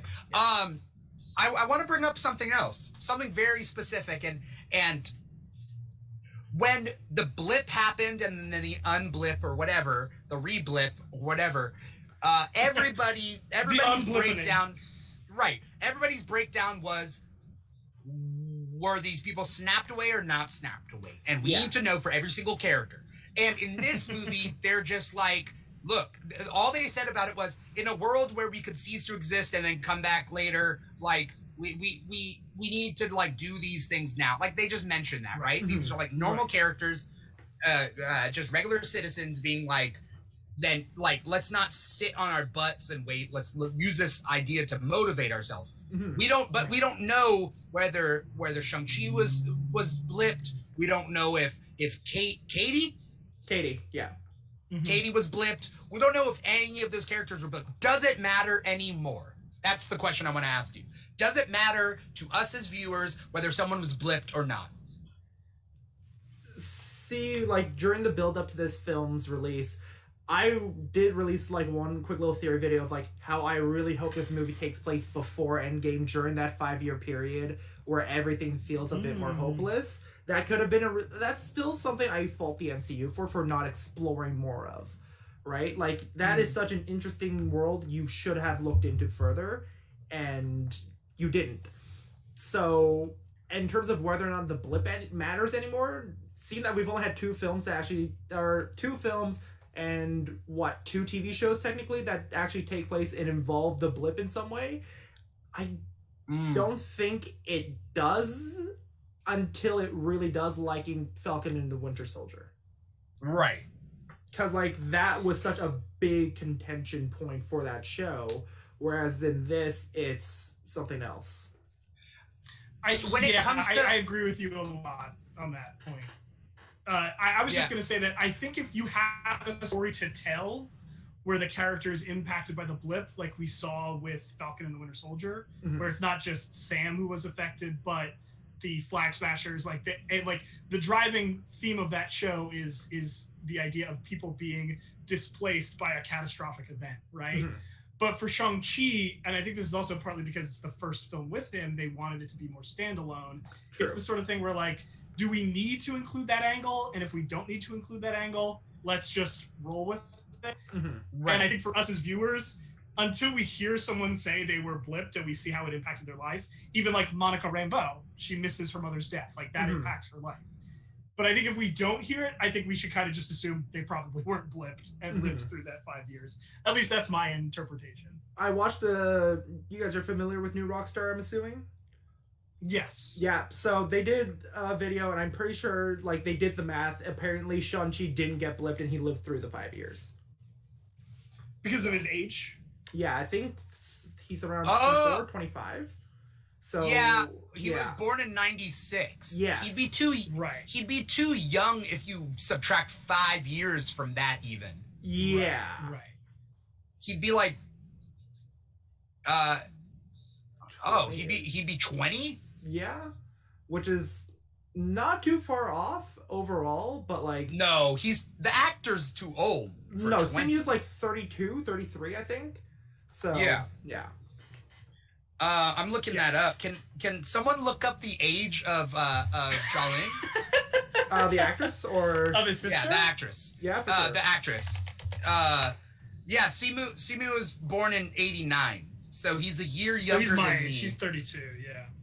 Oh, okay. Yeah. So, but like if you were born in 96, you would be you'd be 25 years old, and if you were blipped and came back, you would look 20-ish, yeah. Plus, You would look 20. and also, isn't the MCU technically a couple years ahead of us? Wasn't Yes, that they're a like thing in that people were talking about? 2024, I think. Right. Oh. So he would Oh. have been in 27. So they're in 2024. Right. So he would Yeah. be like 26, 27 then. Yeah. In Okay. the MCU. and that makes sense. So yeah, it wouldn't make sense if he was blipped. He Yeah. would be too young. Also, if you take in contextual clues, perhaps Xiaoling's rise to the top Happened during couldn't the have blip. happened. Yeah, and it couldn't have happened if she had blipped away for 5 years and come back. It's Yeah, hard to 'cause- set up an empire. Yeah, because when she you're blipped. left when she was 16. So that could, hypothetically, that would work really well. Totally. Yeah. And she's what, 4 years younger than... She's supposed to be like 4 or 6 years younger. Something Right, like that, yeah. right. Not a huge Yeah. margin. Yeah. Yeah. Though they look the same age. She didn't look young. Yeah. No. I mean, it's How just old the is she? Asian genes. Yeah, the how actress old like is the actress? 33, 34, I think. She's older. Yeah. Is she older than Senior, and she plays yeah. the younger sister. Yeah. Okay, interesting. Okay, all right. Okay. Did we ever see who he was set to assassinate? Yeah, it was the guy who killed his mom. Right. Because when his 'Cause dad remember hands him the dagger, he's like, "We found your mother's killer." Right. Yeah. And then we Did we found out see that him, he though? did kill him. We see him during the flashback when his mom's about to get killed, and Right. and this guy goes up like, "Hey, your husband did this to us. We're here for blood." So yeah.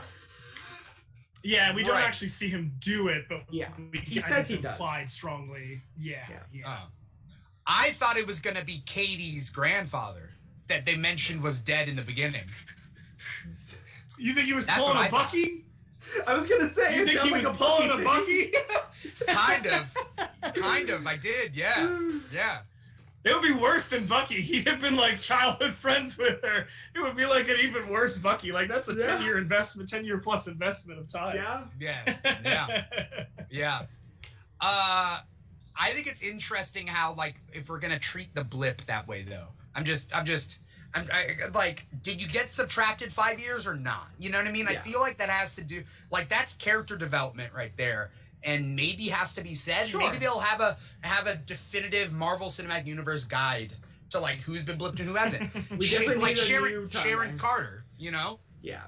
Right. Like, did she get blipped? Did she Yeah. not? I don't think she got she blipped. did. I think, really, she could have set up her empire, like, you know what I mean? She would have been the power broker in 8 months. No, not even. Yeah, 3 I months? think she probably wasn't, which is part of the reason why he was off the grid for so long. Yeah. That makes sense. Because Yeah. Winter Like you Soldier said. is like 3 months. Winter Yes. Soldier is like 3 months after that. So Right. her meteoric rise to the top in 3 months. All right. Right. You know, Fair. I think she was there 5 years. 5 Yeah, years in okay, Madripoor. Yeah. I would say, contextually speaking. Where do we want to see this movie go? Or a sequel, or side spin-off TV shows. I mean, I mentioned the concept of a possible 10 Rings TV show with Leung. Would love that. Yeah. But in terms of sequels, I don't know, because like during the end credits scene, we see Juan with the rings, and that you see that beacon, and then you see Captain Marvel get an alert, and then she has to leave. So I'm like, is the Marvels gonna deal with the McLuhans, or is it actually gonna be the Shang-Chi sequel now? Because like it would be interesting. Are McLuhans Fing Fang Foom? Yeah, the giant alien race that's Fing Fang comes from. Yeah. Will they bring in Fing Fang Foom? Because we already had a big old dragon fight. Yeah, but like people, from the scenes of it, people really want Fing Fang Foom. It's gonna be the same thing, though. I know, but like at the same time, people like want a green dragon with purple pants that can speak. I would love a Fing Fang Foom that was about 11 feet tall. No, a reasonable height. I'll take it. I'll take it. For hand-to-hand combat. A height. Yeah, he could. He would have to jump, but like a big Bowser. You know what I mean? Like Bowser to Mario type proportionality versus like. I'm just imagining Shang-Chi grabbing him by the tail and swinging him around and throwing him off of a platform.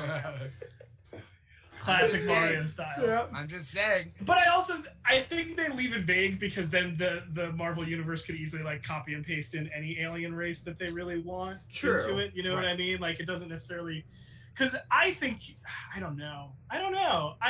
I have mixed feelings about that, because again, like we were saying, like I think the thing that's most compelling in this are the more grounded hand-to-hand fight sequences. Exactly. Yeah.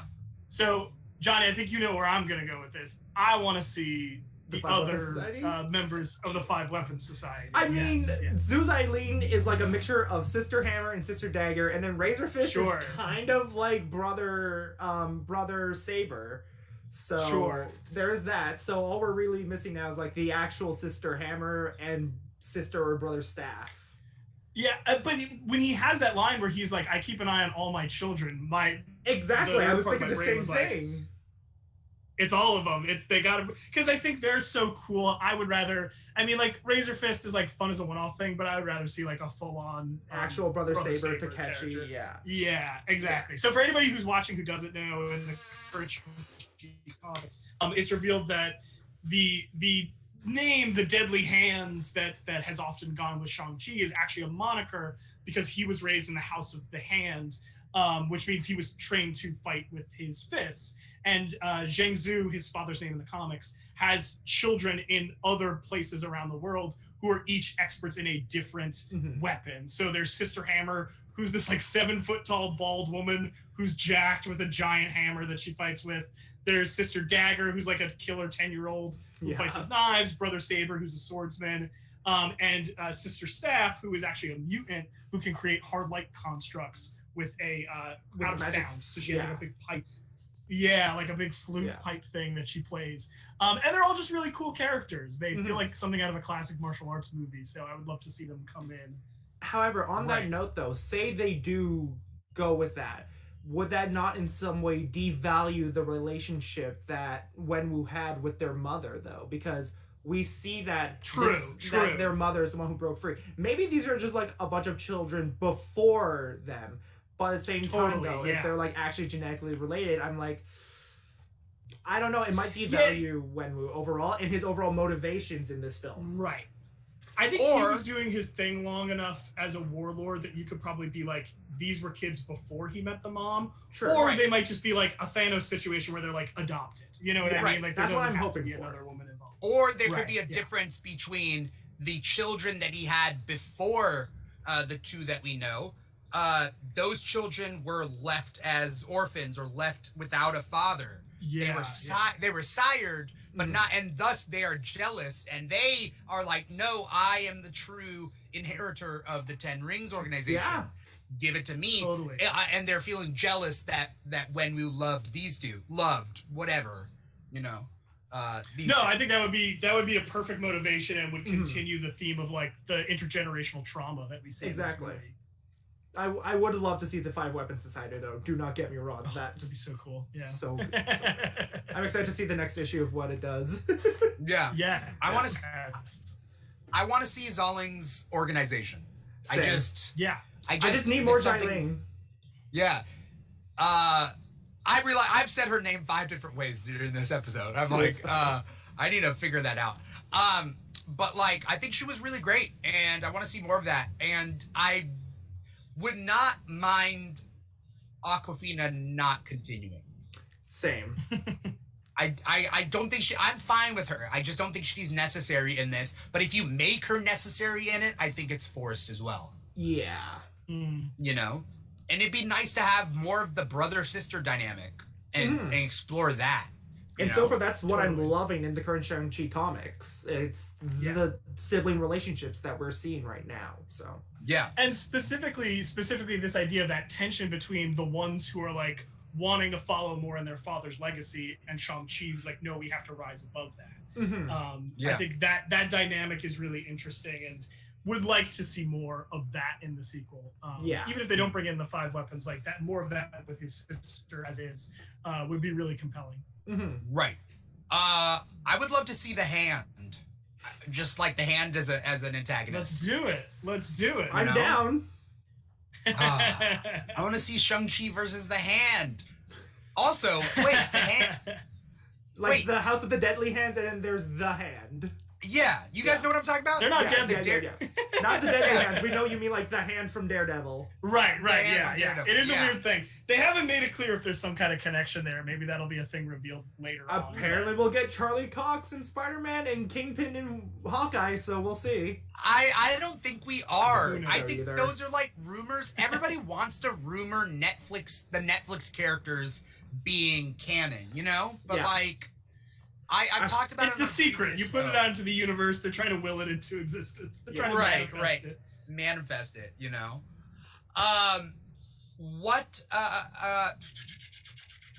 What was I gonna say? As before, any final thoughts before we close up this discussion? I do want to ask you guys this though. Yeah. Was Trevor used to a good extent? Trevor Slattery. We have yet to talk about him. You're right. I've been sitting on that one, just in case. I think, two things, because again, I was team Iron Man 3's masterpiece. Same. I loved the way he was brought back. I thought it was very funny. I didn't feel like it overstayed its welcome. And I agree with what you said earlier, Johnny. Like, they did a much better job than a lot of Marvel films of balancing the comedy and the drama. Like, even though there was that one little bit of him in the battlefield, it's not like they kept cutting back to Trevor. Yeah. We didn't need him anymore after that one joke, and the rest of the film was like the drama of that final fight. But I think it was necessary, and I think there was 2 things I liked about it. One, just like Ben Kingsley as that character is ludicrous. Like, It's hilarious. The whole conversation about him thinking the apes in Planet of the Apes were real, and the punchline of him being like, no, they were acting. He's like, then I understood. Those apes were acting. That's why they were so amazing. Like, so stupid, and it's so funny. It was a good downtime moment. Right. But I also loved the way they addressed it when Wu has that conversation with them at the dinner table where he talks about the idea of, like, the power of names. That, like, names are important. They have significance. They have meaning.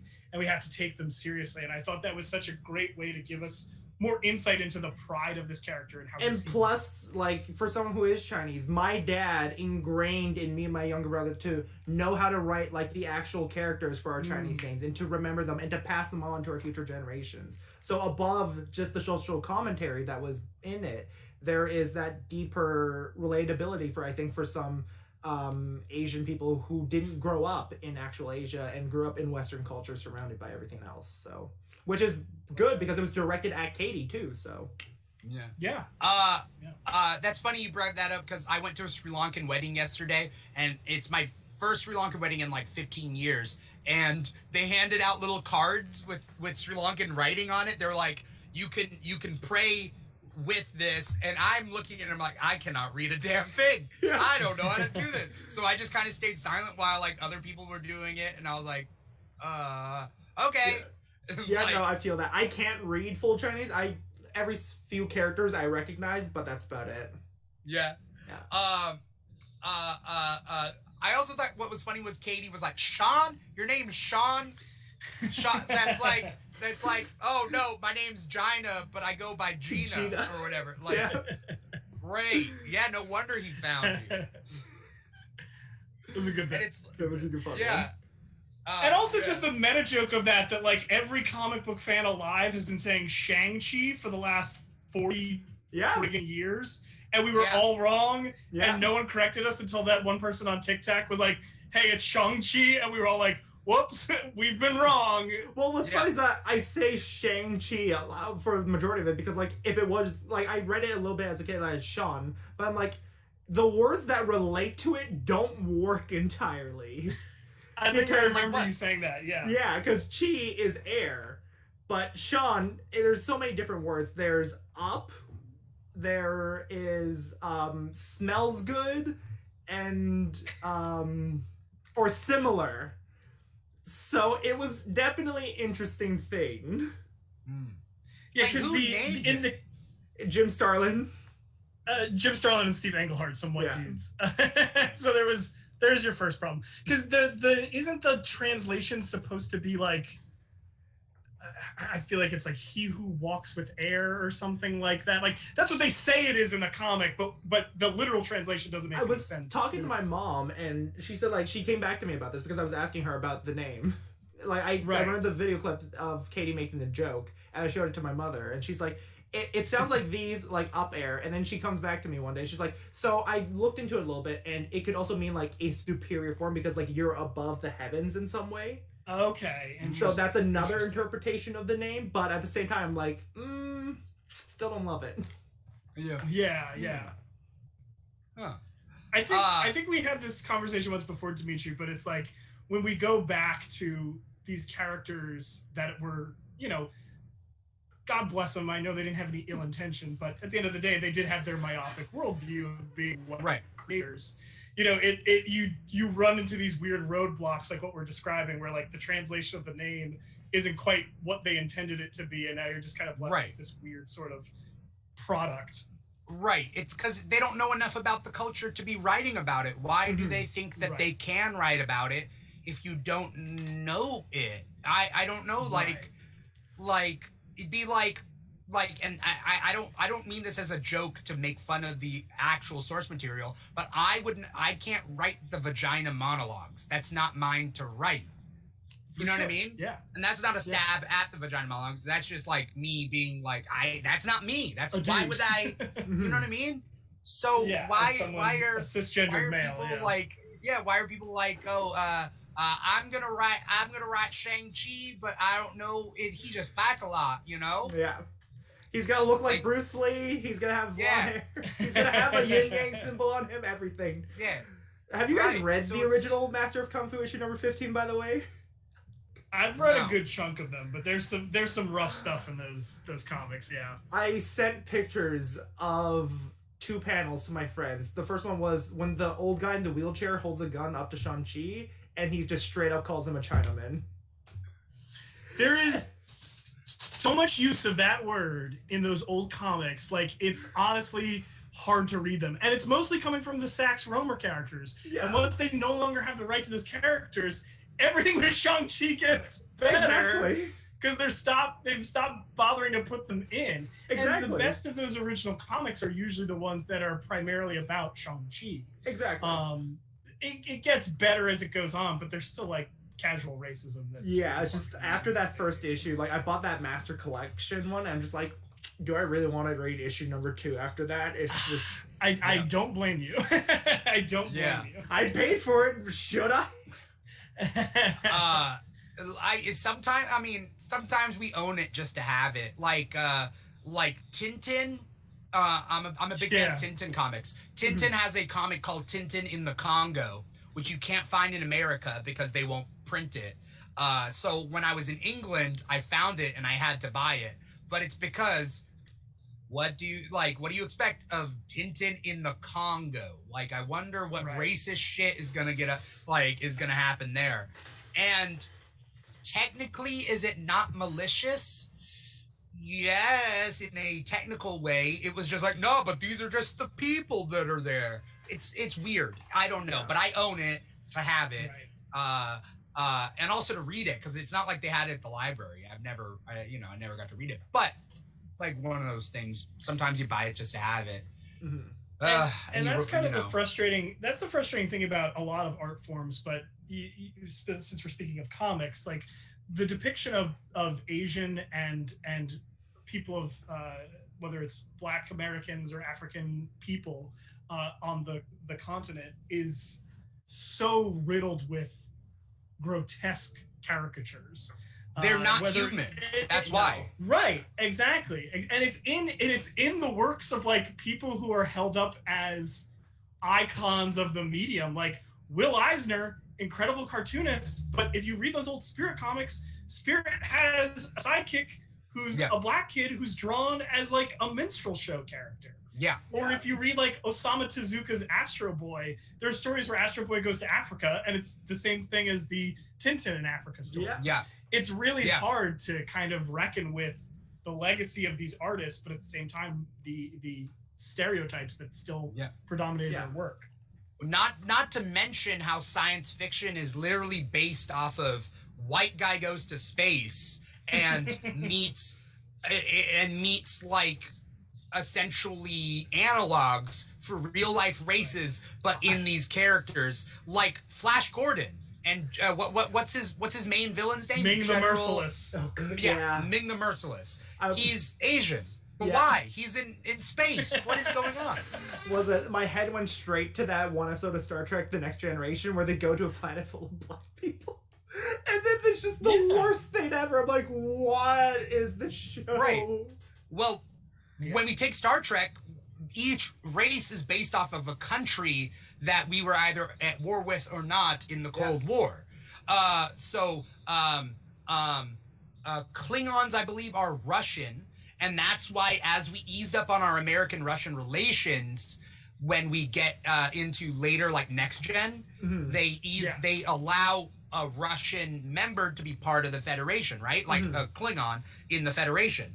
The Chinese are Romulans. Yeah. Like the Romulans are Chinese. And so our relationship, US's relationship to China, mirrors the Federation with the Romulans. And the Vulcans, I don't know what the Vulcans are, but the Japanese maybe, because we were allied with them post World War II. Yeah, I can see that. And they're I think that's always been the implication, of the right? Exactly. Yeah, I think that's always kind of been the implication there. You know, and that has a lot of problems too. Just to unpack that. Right. So we do this thing, and it's like Star Wars does it too. Watto is this like is a Jewish the Trade slave. Federation guys. Yeah. Wait, the Trade Federation guys. All the Gungans. All the Gungans are Jamaicans. You know, it's just like take the Sand People for example. Like they're an allegory for indigenous individuals. Yeah. If not literally sand people, like exactly. Right? Where it feels like a racial slur that like George Lucas invented. I mean, does. You know, and so but in the end, we don't have an alien race that is white people. It's because white people are the human protagonists in all these science fiction stories. Yeah. You know? Which is something that I'll still stick to my guns about, like somebody brought up, like Star-Lord doesn't have to be white. He doesn't have to be white. But the genre is white guy goes to space. Mm-hmm. and our actors of color put on makeup. You know? Yeah. Essentially. That or just pure CGI. Or pure CGI. Right. Yeah. And I think it's telling that when you have something like even looking at Black Panther, you know, all credit to Jack Kirby, some credit to Stan Lee for coming up with that character at that time. But I think it's telling that the interpretation of that character that has been most successful, much like the interpretation of Shang-Chi that I think has been most successful, whether it's in comics or in film, has come from people with those backgrounds. Mm-hmm. That when they can lend that level of authenticity to it, it feels less like you're trouncing out a cultural identity for exoticism or something like that, and it becomes more real. It becomes something people can actually relate to, rather than, I think it was, I don't want to steal this quote because it just popped in my mind, but Jean-Louis Yang, when he was talking, there's an interview with him where he was talking about the Shang-Chi book. He said he didn't grow up reading Shang-Chi because to him, Shang-Chi was a character you looked at, not someone you related to. And then he works it into his comic, too, for that first issue. Exactly. And I think he has done such a good job of making Shang-Chi into a relatable character, rather than someone who's just like, watch this guy do Kung Fu. Right. It's just a complete reinvention of the character that I'm now in love with, to say the least. Totally. Right. I want to thank you guys both for coming onto this show. I could talk to you guys for hours, which is why, luckily, we have multiple shows. So I'm definitely going to have both of you guys back on the show real soon. There's a lot of cool stuff coming up, with the Keeg and with movies in general. I can't wait for the Eternals. I think that, like, a side note that I wanted to just say, I think Feige is gearing up for Eternals to be nominated for Best Picture. I have a theory. I have a theory that he's going to use his Hollywood power to push Eternals being nominated, because I can't see... I think Eternals at the worst case scenario will be boring, but it won't be bad. Yeah. No, worst case scenario. Worst, because you never know, right? You never know. That was just a really funny thing to describe it to me. But what I'm trying to say is I don't see anything bad or flawed in the trailer. I don't see a cheeseball factor. So chances are, at worst, it could be boring. At best, it could be Oscar award winning. And Chloe Zhao being nominated and perhaps winning a second year in a row and having it be a superhero movie, I think Feige's prepping Eternals because he's pushing Eternals. He is pushing Eternals. And, like, I think he's pushing Eternals for a Best Picture nomination. Yeah, I can see it, for sure. You know? It all comes down to that Act 3. That's what it comes down to. Yeah, I hope so. I mean, reading these interviews, the joke I've been making is I read this interview where Chloe Zhao is apparently the one who approached them about doing Eternals. Yeah. And I was like, Jack Kirby didn't even really want to be doing Eternals. He wanted to be doing New Gods. So the fact that someone was like, I want to do this is kind of cool and exciting to me that someone has that passion. For the longest time when they announced Eternals, I just thought, cool, I guess they're recycling that Inhuman script they originally had for Phase 3 into this. That was my original train of thought. Right. But no, like, it's clearly an Eternal story, you know? You've got the judge showing up to judge whether or not the fourth host of the Celestials is here, people. Oh my god, I'm very...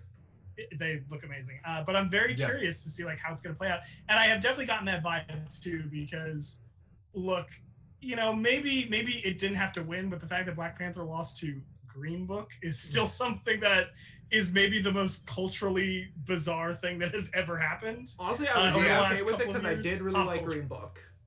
Well, you did? I personally quite did. I mean, but I think we're talking films that have had cultural impact and longevity. True. Yeah. We could all agree that Crash was trash, right? Yes. Okay. Yes. Crash came out. Talk about, because I thought about that. Talk about that movie drops the word Chinaman a couple times. Yeah, it did. It was like, and that's a recent movie-ish, you know? Yeah.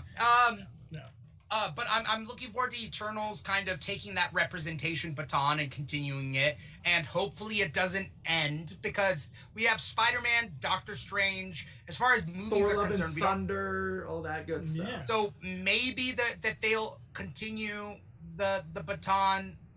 Again, those are white male protagonist movies, but okay. Like, hopefully we see this growth coming from Marvel, and it's not just a flash in the pan. Exactly. Like, I'm super glad we're getting Eternals, but, like, at the same time, like, we have this 1 year of, we got Black Widow, we got Shang-Chi, we got Eternals, and then we have Spider-Man. We have these two excellently looking diverse movies, and then we look at the next year and it's like, white man, Black Panther, hell yeah. And then as for TV shows, I don't know what we're gonna get yet, but who knows. TV shows for next year: Miss Marvel, Moon Knight, She-Hulk, Secret Invasion might come out next year. I think, and I mean they have a lot more. And Ironheart possibly, and then Guardians of the Galaxy Holiday Special, I think comes out in 2022. So, and then Volume 3 comes out in 2023. Yeah. So much, Jesus. I know it's a lot, but then people lay it out, and I'm like, so much stuff. Yeah. You're saying so much. We've had after shows for all the Marvel Disney Plus shows. God bless and you, man. next year I'm gonna have no breaks. If there's no overlap, even yeah. Nothing stops this train. Oh, apparently there's nothing between What If and Hawkeye, so hey, there's your break. There is. There should be a gap. There is a gap because Hawkeye starts November. Yeah, late November, I think, 24th. Yeah, but What If goes until October. Yeah. So there will be a small gap. Yeah. That will be my only break. Enjoy your 3 weeks off, yeah. Because I think Miss Marvel starts in January, so that, because it was supposed to come out this year. I keep hearing rumors that it still might, but again, rumors, right? But there's no time unless it overlaps with Hawkeye. I mean, they can they can put out the first 2 episodes of Miss Marvel in that first week, and then the rest. Yeah, I mean, maybe, but it's also Christmas time and New Year's Eve time, so it's they might want to take a break. Not to mention, Book of Boba Fett comes out, and so they have to figure out how to balance that. Yeah. I will probably. Oh, we're also getting Star Wars Visions after show for that. Yeah, Visions is coming out. Visions looks so good. So, I'm so excited about that show. There's a lot. I would love to have you guys come back for after shows. Johnny, you're in the Pacific time, right? Yeah, same time as you. I'm gonna talk to you later about this. Hell yeah! I'm really open. I'm really open to being on more of this. I love this. Yeah. Thank you so much for having me on. Yeah, no problem. For those I will be sleeping because I'll be back on school time. You are back on school time. Yeah. No, don't worry. He's East Coast. He's East Coast also. So yeah. You know, I gotta teach the youths. For anyone out there who's watching us live, you are watching us on one of our many streaming platforms: Facebook, YouTube, Twitch. But our number one platform to live stream to, and that's what we grab the chat from, is volume.com/The Keeg Show. If you're watching us live, definitely wherever, comment, subscribe, click a thumbs up, do what you need to. That's the support that we need. We're trying to spread the word that the Keeg is out there, that the Keeg has multiple shows, almost one show a day with the Keeg, whether it's live stream shows or Instagram live chats. I'm staying busy. That is what we do. Marvel, let this man rest. Just put a break, Marvel. Don't give me a break. Let him rest.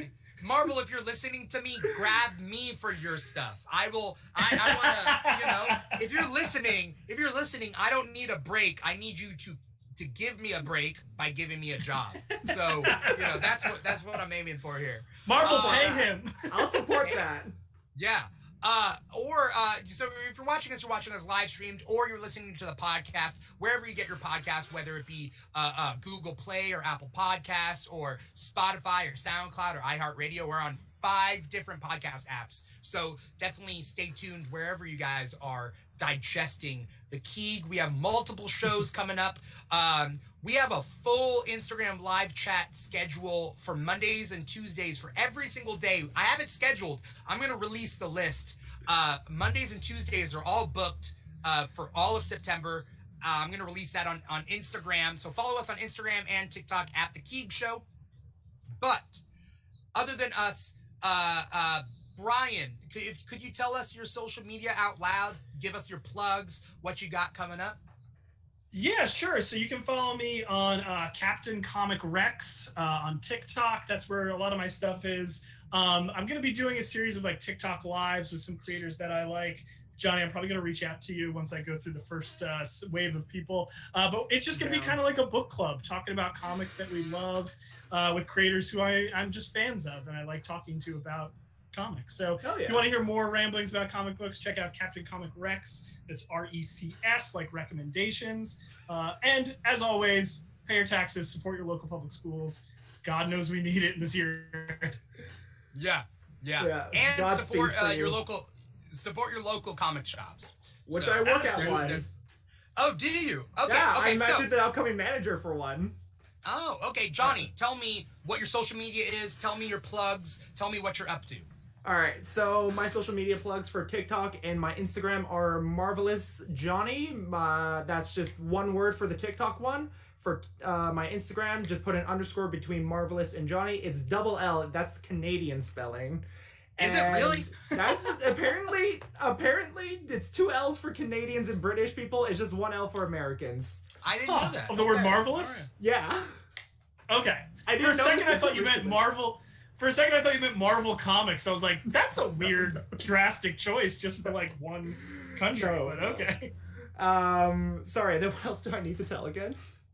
If you got any plugs or anything coming up, you were talking about your comic shop. So. Yeah, so if you guys are ever in Canada, in the lower mainland of Vancouver, BC, come by Metropolis Comics and Toys.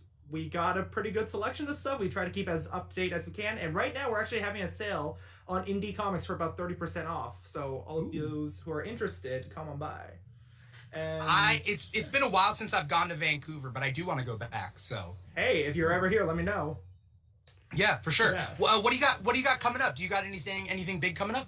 Just for TikTok, I just post once a day as much as I can for whatever comes to my mind. I'm gonna try to do more lives. I actually am thinking of talking about more about Shang-Chi, but with other people, other creators like Super Nick and Brian. I'm probably gonna reach out to you now.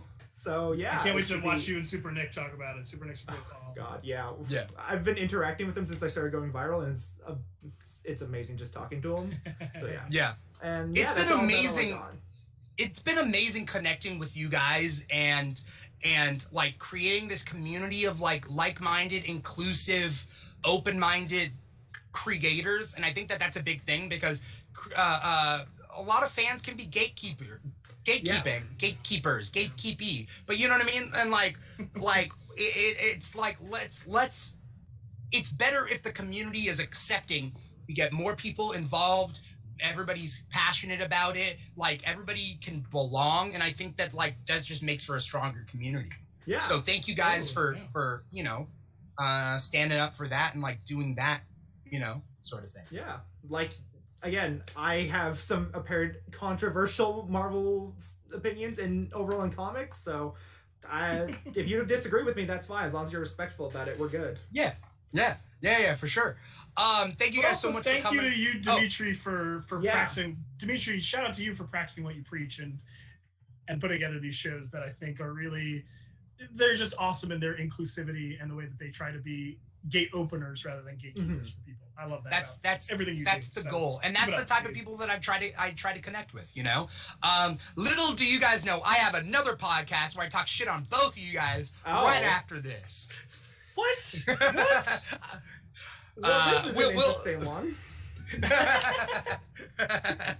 No, but seriously, thank you guys so much for coming on. Thank you to everybody out there who is watching or listening. Thank you to Volume.com for always being supportive. I am going to try to see what I can do here. Oh, yes. We are going to rush, if you're on Volume.com, we are going to rush a friend of mine. Her name is Eliora. She is a musician and singer, and we're going to rush her stage right now. Let's do it. We just rushed it. So, Cool. All right. Thank you guys. Thank you guys so much for being part of this. Take care, everybody. And either way, once again, I'm your host, Dimitri Pereira, and this has been another episode of The Keeg. Take care. Have a good